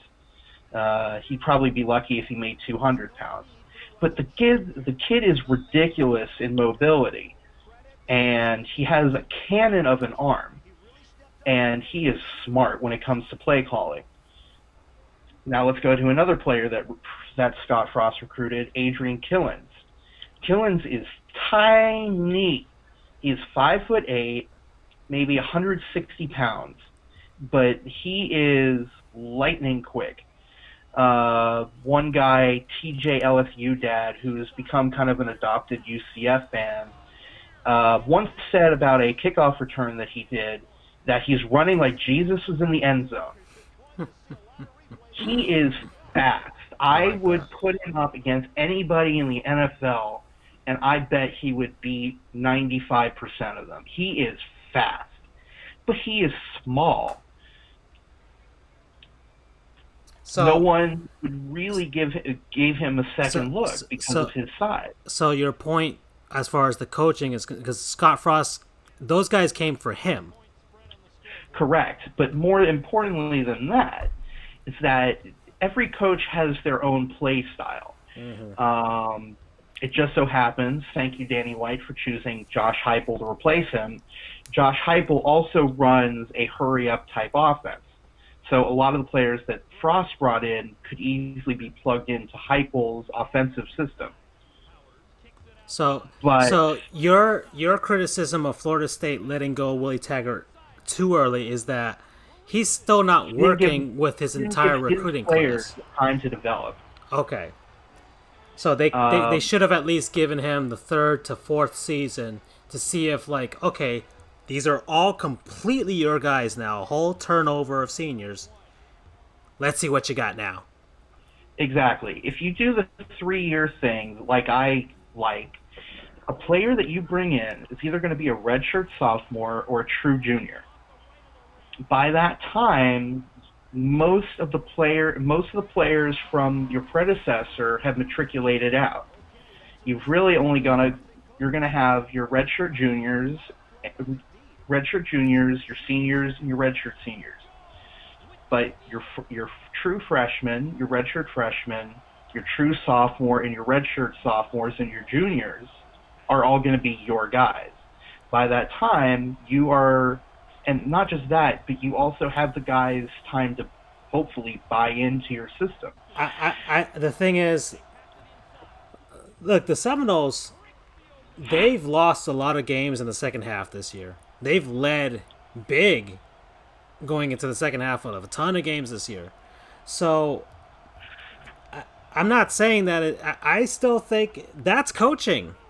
The talent was there, but that's coaching. It's just that it's unacceptable at big, giant name school like Florida State for that to happen so frequently. And we get to our rivalry game against the Canes in Tallahassee, and they spanked us. It's just, it's hard. Emotion. I get it and you're an outside perspective from this. I get it, but me, Seminoles fan, Florida State, the tradition, all that crap, Bobby Bowden, all that stuff. We can't have the Miami Hurricanes going in there and winning 27-10 and not doing but you anything. Can, Francisco. Gosh darn it! But you can. Gosh darn it! No. I held on to it for so long. I even let Andrew have his whole soapbox of the little child deserves to be at the big kid table. It's unacceptable. Because UCF's the greatest thing ever. But now it's my turn. Go ahead. And you want to know why we won? Because we won because Willie Taggart is Willie Trasher. The boosters didn't really want to hire him. They just went for him because it was best case available, and they still overpaid him. The man had how much money to buy out? Nearly 17-point-something million dollars, and they all went out like, a panhandler on the streets asking for cash, and everybody put in. That says something, because I think they also paid out his remaining bill from, Oregon? Or whatever additional school that FSU had bought out on, because nothing was working. Hornibrook wasn't working. Blackman wasn't working. The run game wasn't working. The defense didn't buy into it. The first week when they lost, or they almost came losing? No, I believe they lost. He's just like, oh, hey, we're gassed. We didn't get hydrated, you guys. I'm like, what is this? Come on. And you got Miami. We're not doing so hot either. But I always said our season was going to be 7-6 anyway. But part of the reason why we won is because we actually put in the right quarterback for once, Jaron Williams, because God knows I was sweating really hard bullets when I saw N'Kosi Perry was starting. Don't get me started on that guy. Erratic, inaccurate, thin as a toothpick, whereas Jaron Williams, he doesn't move the chains that well, but dang it, he does some good stuff. We play hard defense. We were eating them up. And Willie Taggart looked confused. You could see it on his sideline. It was like me in a math class. And the teachers, no, I'll even go further than that. It was like me in law school where Roman asked me to answer a math question. And I blanked, man. And I just looked at somebody else. So, because you guys remember when he would do that. And he would play the whole thing. He's like, you're lawyers. You didn't go to law school for math. I'm like, you were right, sir. Willie Taggart was setting up like he's playing a video game. Like he was playing Madden or NCAA, but he wasn't doing so good, so he can take his $17 million to play Into the Dead 2 on his new Nintendo Switch or Nintendo Switch Lite. Buy it now, available all stores, get for the Christmas holidays. Indeed. But, for us, it was great because, Francisco, like I said earlier in the podcast season, when even though the Yankees don't win the World Series, and I was on a very high World Series or bust thing, we got the general manager, Dave Dombrowski, who just delivered them a World Series championship a year prior, to be fired. And for us, we can go 4-8 for all I care for at this point. And then we got a coach who was owed a lot of money to be bought out, because what this causes is more destabilization of FSU. And I'm not really even a big purveyor of rivalry games. All teams, are going to be discarded if it's not SC Love. Don't get me started on LSU, Alabama. We'll talk more about that next week. But I'll take pleasure in this. But if you're coming to me, because you're not the only FSU fan who was happy, so I'll leave it at this. To quote The Rock in Moana, you're welcome. You're welcome. That's all I got to say. Yeah, and then... Now, let me clarify. Okay. I think he was going to be fired inevitably. I could see the direction that this was going. That, or he was going to try and jump to some other, whatever, but yeah. But I like I said, I still feel like he should have been given another year and a half chance to try and right the ship, he was inevitably headed for firing. Well, But here's the thing: if it's inevitable, why not just do it now? Because You never wanna keep your know. You relevancy. never know. If never something know. can No, change. no. We knew. you know. Oh no, we knew. Yeah. Like here, for instance, George O'Leary with UCF. He went. I think he lost 17 straight games to start his career at UCF. Yeah. We held on to him. He got us our first ever bowl appearances. Okay. Sorry. Little table, big table. The thing is, you already kind of said it yourself. He's been mediocre at best at every stop he's been at. So he's once again he's had 3 other jobs before this as a head coach, and he's been sub 500 for all of them. So what else is there to Which be brings me expect? back to another thing, which is why the hell Even did they with- hire him in the first place? Well, yeah, exactly. Well, it was kind of like how the Miami Heat signed all of those horrible contracts after that 30-11 finish to a season, and just I don't know, they got drunk on something, and they just they made a lot of mistakes, but now they're making up for it now. That's all I want to say. And once again, our lasting legacy is, of course, that horrendous backpack. That is the lasting legacy of Willie Taggart's tenure here at Florida State. Yep. Okay. So... And I'll just briefly recap, since that was really the big news of the week. But just as a look ahead at who everyone's playing this week. LSU, Alabama. What's that? LSU, Alabama. Yeah, that's the big one. That's Both end up getting number 1 potentially and 2 despite beating each other. that's potentially a college football playoffs. Yeah, College football playoff matchup at some point. potentially, but they might just put 2 Potentially. SEC teams anyway. So Let's see. This week, the Canes are going to be facing off in Miami Gardens against the Louisville Cardinals. okay, FIU is heading up to Boca to play in Shula Bowl 18 against main rival FAU. UCF has got the Tulsa Golden Hurricane out in wonderful green country, Tulsa, Oklahoma. Mm-hmm. Skelly Stadium, if I remember correctly. And what other big games are there this week? I mean, K-State is facing off against Texas. We've got 3 ranked games this week. Mm-hmm. We've got Penn State, Minnesota. What is that trophy called? I should have. We've got Iowa, Wisconsin, and we've got. I think those are the only ranked games. There's a chance that UCF could reappear in the top 25 polls if they do well this week,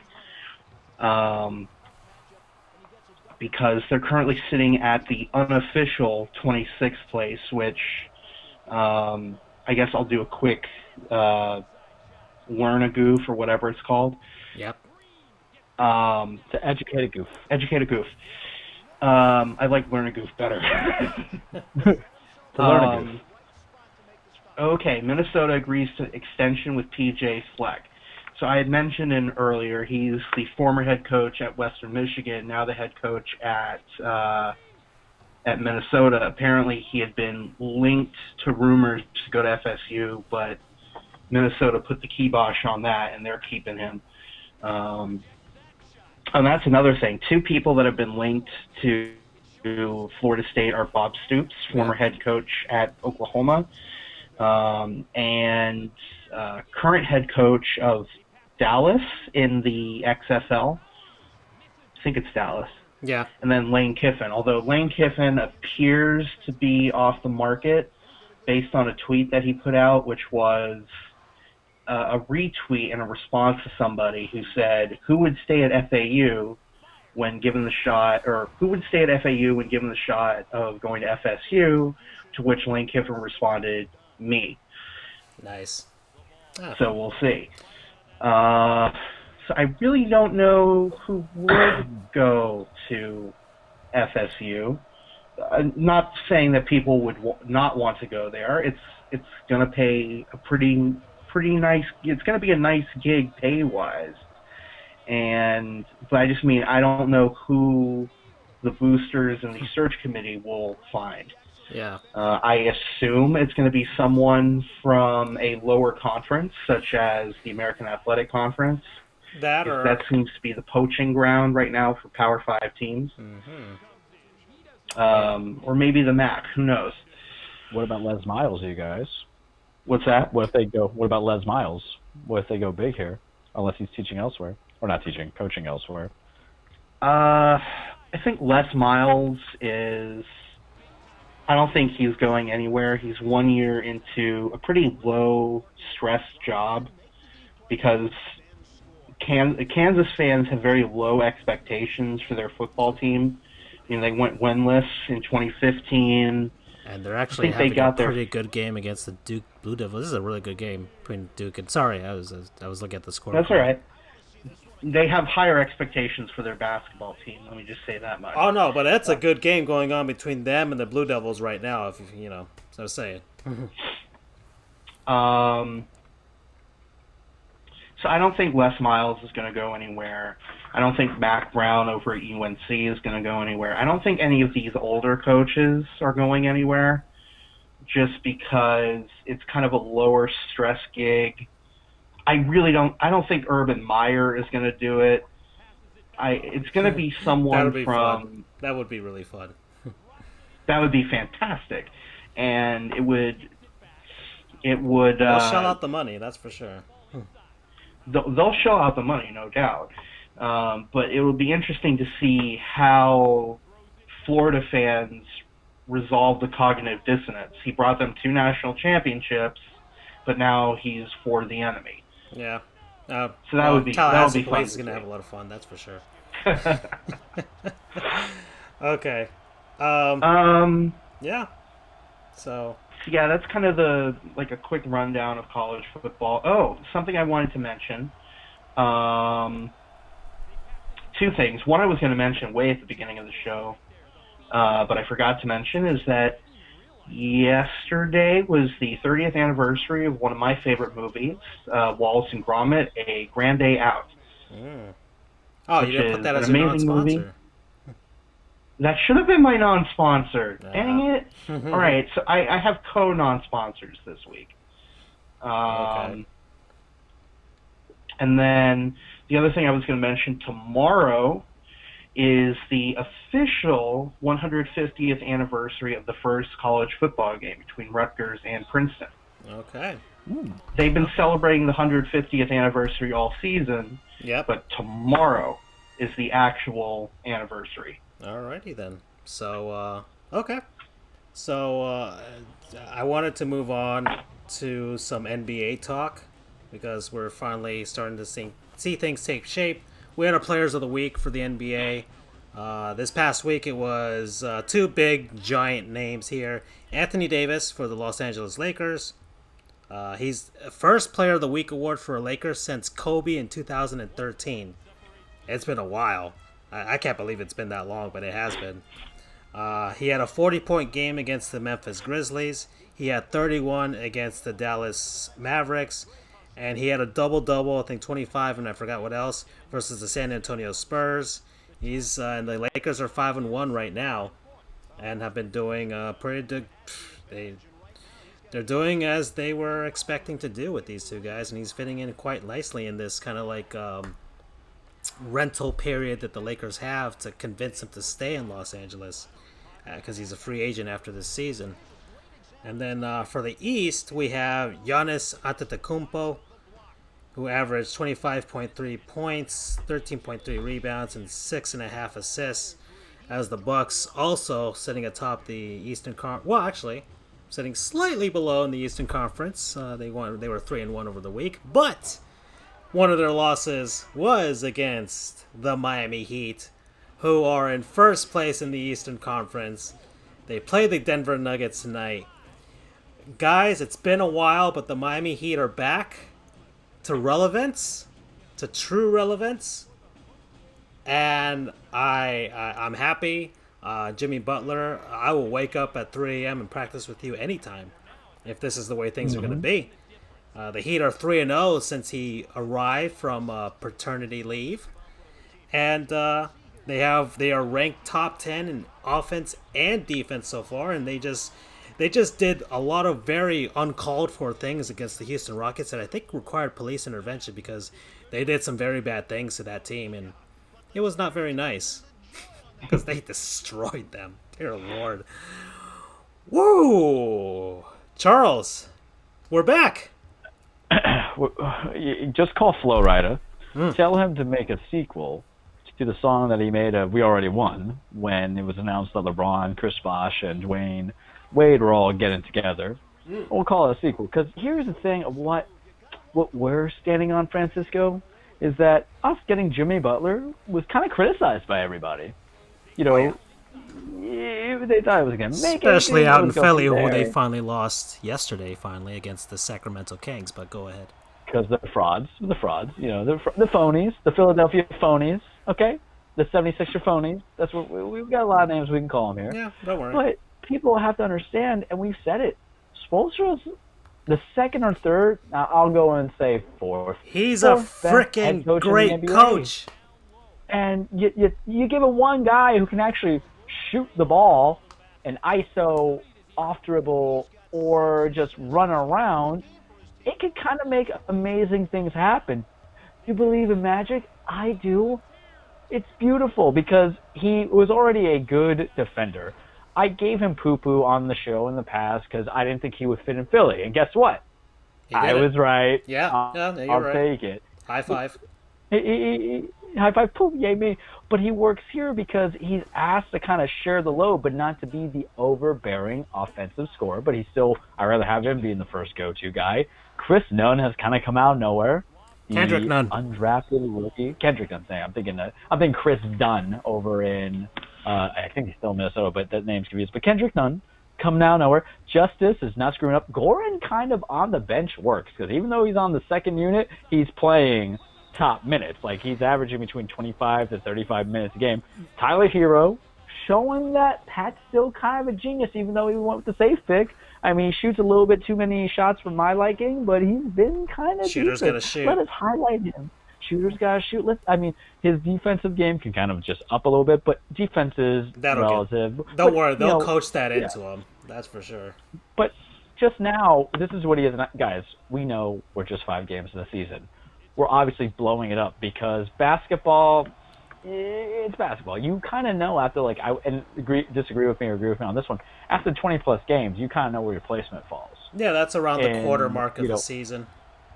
Yeah, so for this kid who's 5 games in, but he's averaging 15 points and 6 rebounds, that's potential. I wouldn't be surprised if the points kind of dip, so the accuracy, but he's at least keeping his pace here.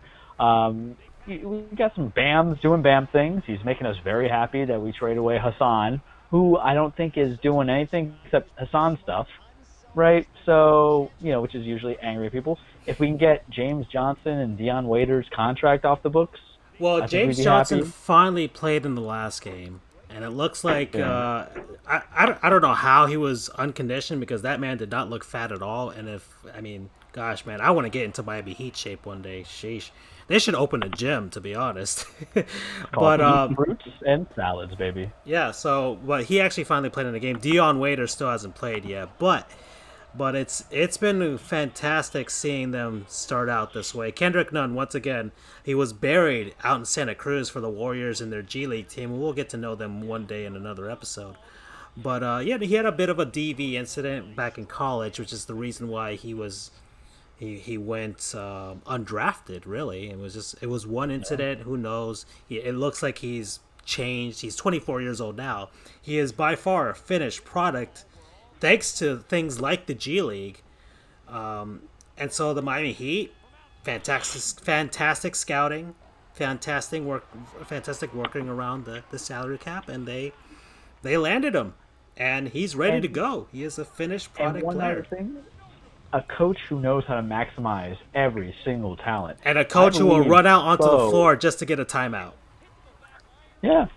I think Spo knows all his players' weaknesses and all his personal strengths. And that's why he made the conscious decision last year to take a man who was making $27 million a year, you guys, and say, screw this. You're getting the hell out of this starting unit, this starting lineup, and I'm just going to put you on the bench in the back-end rotation because I want to win. Yeah. It all Butler was the big addition, but all really starts with the fact that Eric Spoelstra is a great coach, underrated. He should. It's tough to say that. He should, if the Heat finish with 50 wins, he should win Coach of the Year. He should. Yeah, but just to get I one felt like for he should. himself. I thought he should have been even in contention for Coach of the Year when he came back from being what? They were like 11-33 to finish 11-30, and then they 44 finished 30-11. Yeah, and then but we don't want to do it. Why? Because it yields success and everything. And let's be honest here, all awards, say as you will, but I'm gonna say it, they're rigged. Rigged, just like the NBA draft. Yeah. You know what's not rigged, you guys? Killing the undead into the dead 2 on your Nintendo Switch. Play now, because that's what Kendrick Nunn was doing before Miami Heat scouted him and said, "Hey, put down that controller. Even though that's a fantastic game, we're gonna make you a star, buddy." Actually, in one of our past watch streams, I went on a whole massive tangent about the New York Knicks and why they can't fix themselves. And it's basically, I mean, you look at what the Miami Heat do. Look, they could have tanked. In fact, they could have taken that 11-30 start, but they didn't. They kept with the Miami Heat way and yes, it made them mediocre to average at best.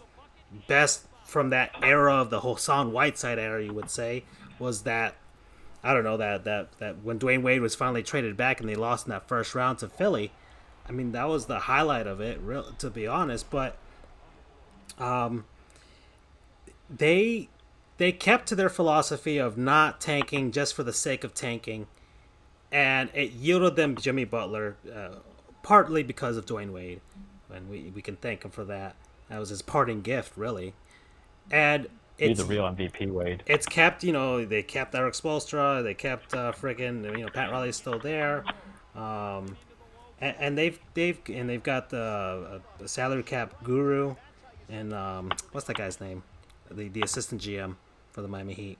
Yeah, I know who you're talking about. I don't know his name offhand. Big giant guy, but yeah, and just a bunch of things. They kept it all together, and it's yielding them this, and hopefully will yield them a massive free agent signing, enticing somebody come the following off season. So it can work. You don't have to tank. You can kind of retool, even if you have to sacrifice 2 or 3 years, but you can retool and figure it out. And that's what good organizations do. So, and that's a whole other conversation we could have about tanking and its place in sports, because it's becoming a thing now, and it's happening in basketball, it's happening in baseball, it's happening in hockey, and it's happening in football.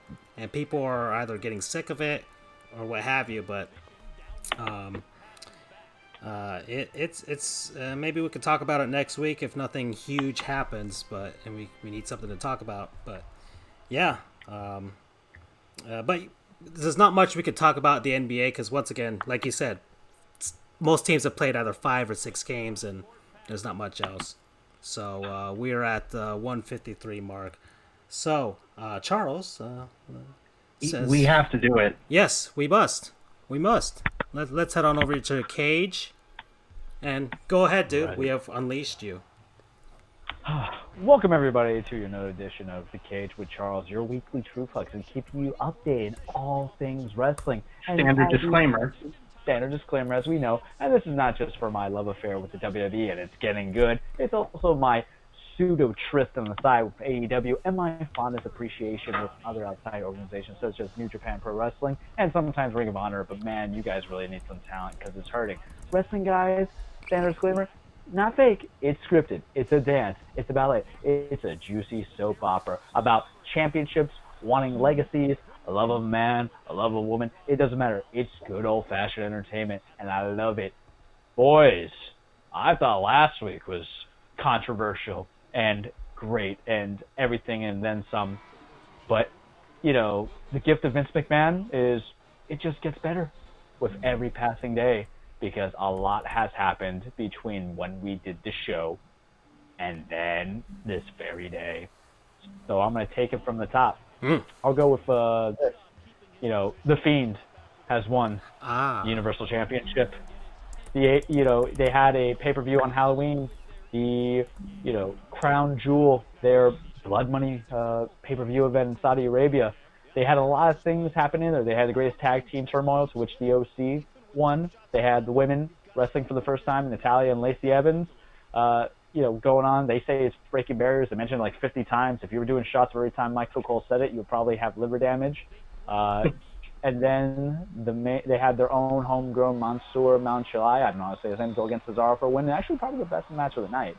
And then you had The Fiend versus Seth Rollins for the Universal Championship in a Falls Count Anywhere, no stoppage because there was a controversial ending in the Hell in a Cell match. And the match for itself was pretty fun.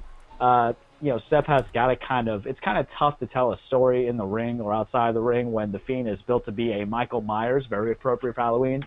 But the end results, the ending sequence of the match, Seth basically just stomps him off into this electrical unit. Things kind of blow up. You're like, all right, this is it. That's how it makes sense. And then Fiend comes out of nowhere, just Sister Abigail, Seth, and then he wins. And the camera went very, very spotlighty, and he won. It was something knowing that my boy finally did it, you guys. My boy finally did. Vince finally pulled the trigger on it because I like Seth Rollins as a performer in the ring, as a character. Not so much. I think he's more a natural heel. Heel for those who do not know means bad guy. Thank you. The Fiend, I educate don't even know, goof, man. I try it to educate a goof, to learn a goof. For me, it's just there was that ominous thing. You just see Bray in his terrifying mask, laughing, giggling, holding a prize. They got to keep this going. They got to hold it for at least 8 months going on.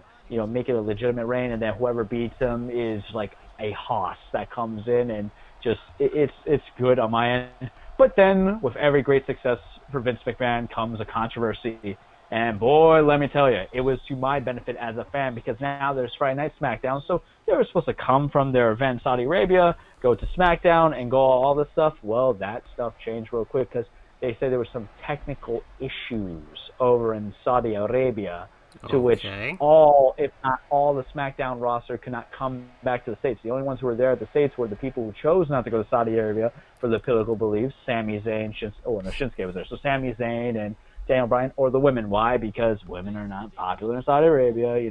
Politics aside, that's their thing. I won't go into that, even though it's wrong. So what could they do? There's rumblings in the back that says it wasn't because of technical airplane issues.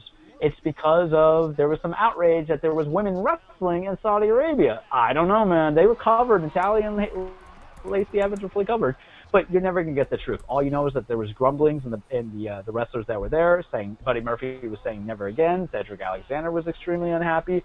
Reports show that Vince McMahon left on a private jet. Reports show that Brock Lesnar and Paul Heyman left on a private jet. And then WWE bungles the statement and says, like, the top 20 or the top whatever, are stranded there. And then so all the people who are on the lower card are saying, wait a second, we're trashing you, so morale is really bad. But then we had an excellent SmackDown because it's Survivor Series, you guys. It's Survivor Series season.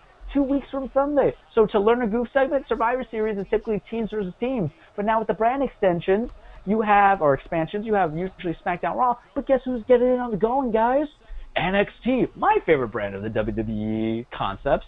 So you have NXT doing an invasion, and they invaded Friday, and boy, it was really good because your main event was Adam Cole versus Daniel Bryan. Hold on, educate a goof time now. So what I keep hearing NXT, but what is that the like development thing that we were talking about, like NXT next? It's still like the development brand, but it's like UCF, man. It's coming to the big table for Thanksgiving. It's demanding. It got a little bit of peach fuzz on the lip and a little bit of the ball sack hair on the chin. It's like, hey man, I'm an adult. I'm gonna eat with you guys now, and it's getting good. Remember, they're on USA now. They're live. They're generating some stuff. Now, mind you, I know the NXT invasion is just to get ratings for NXT because they're going against AEW, and AEW has been winning the ratings. But for the concept of stories, this is a Survivor Series. You want the brand feuds. You want everything like that. So your main event was Daniel Bryan and Adam Cole, and I felt like Leo and Django, you had my curiosity, but now you have my attention. And it was just lovely. Adam Cole won clean, and apparently Vince McMahon said, hey, we're going to have him win clean. Winning clean means no interference, no shenanigans, no weapon being used, just straight up clean, baby. Good on Daniel Bryan for putting over Cole, because I had concerns, because Cole's kind of a tiny guy. He's like 5'11", and he's listed at 200 pounds, but I think I'm heavier than him. But he's so charismatic, and he's such a good technician in the ring. Fantastic. And they led over at, Monday. They had their invasion again on Raw. So there's some controversial stuff brewing, because talent's very upset with Vince for basically undervaluing them, and it's understandable. You left us hanging, and we don't know what's going on. We're stuck in a foreign country. Maybe if the rumors are true, and mind you, rumors are like buttholes. Everybody's got one, right? But there's always some truth in some rumors and some gossip that, maybe it wasn't just mechanical issues. Maybe it was because of certain kind of outspoken outrage that you guys allow the women to wrestle. And I understand breaking barriers, but this is still your talent. God forbid something did happen, in a bad way. Think big, but that's just me. But the other news is, after this debacle where the talent's unhappy, as we got into the link, WWE and Saudi Arabia had extended their partnership to do 2027, up until 2027. So they're going to include another big show. So I don't know what they're going to do. You got people who don't want to be there. I mean, you already let people not go for political values, political beliefs, which is great on you for not forcing your employees to go do something they want to do because they actually have. Like Sami Zayn's Libyan, if I'm not mistaken. He's a refugee with family. Of course he's not going to want to go. So good for respecting that. But now, if the rumors hold true of how the crowd outrage was, are you going to respect their wishes for not wanting to go there because they didn't like the treatment of their brethren? Because it's a family unit, man. They're on the road 300 days out of the year. You're all together. Very controversial, and I love it. And there's been no resolution at the moment to the Jordan Miles incident. We'll see what happens there, because I think he kind of wants to be released, but it's probably going to be a bad PR move for them to do that. And then over in AEW, Full Gear is this weekend. You got Cody Rhodes versus Chris Jericho. They're doing pretty well in some of that front list, but then you also have Kenny Omega versus Jon Moxley. But when you destroy the concept of win-loss records, saying it doesn't count, then what's the whole thing, man? I'm upset about that still. So petty. Tomorrow is Dynamite. I'll watch it because we're doing the podcast tonight. I'll get you guys a little bit updated, and then we'll see if my boy Le Champion Chris Jericho retains the title against Cody Rhodes. I would like him to. I think he needs to have that title, the AEW Heavyweight Championship, to keep putting over some guys. And I think still, you gotta remember, AEW has only been in existence now for a whole month, even though they've had pay-per-views prior. They kind of put Cody as, because remember, Cody Rhodes in real life is a vice president of AEW. They kind of put the belt on him, kind of seems like I can't say it on the screen. I can't say it on the air, so I won't. But what I will say is it's just not cool, man. I think you got to kind of be humble, take a couple L's, or just have matches with other dudes to help develop the guys that they don't know, and then get the title a little bit later. That's what I'll say. And you guys could be doing this and more. Watch some wrestling while you're take a break from playing Into the Dead 2 on your Nintendo Switch. And watch some wrestling. I was hoping, at some point, because we've been doing these watch streams, and we did I've done some hockey games, some basketball games, college hockey, that type of stuff. We have to do it one for wrestling, where we sit down with you on here, on the air, with the broadcast. We sit down, I put it on my TV here, your TV over there, and we just sit down, and you just talk us through what the hell is going on screen, and we just have a good old time watching. Sitting down and watching wrestling for and whoever wants to join us for that, they can join us for that, Yeah, I mean, one day maybe. It's kind of tough with Friday Night SmackDown. Yeah. Because, boy, like a Wednesday night, AEW. You can watch an AEW match. Yeah, we can do AEW. We can even do NXT. So everything is a possibility. We'll put it into the cards. Cards. Okay. All right, guys. Let's see. We are at 2 hours and 4 minutes. If there's any other parting words before we actually go, anything else? Nah. I'm all good. We've said our piece, Andrew. Nothing from you. We're good. Alrighty. Yeah, I'm good. Okay, guys. So that's it. We covered pretty much a little of everything. There was some Major League Baseball stuff. Which is what we're trying to do every week. Yeah, there's some Major League Baseball stuff, but we'll get to that once all the awards are announced. Yep. And thank you for joining us, Sports Goofs 41. That's it. Have a wonderful evening, everyone. Play Into the Dead 2 on your Nintendo Switch. Good night. Yep. Yeah, exactly. Andrew said Astro Gaming AR40, whatever those headsets. Get on Amazon. It's on Amazon.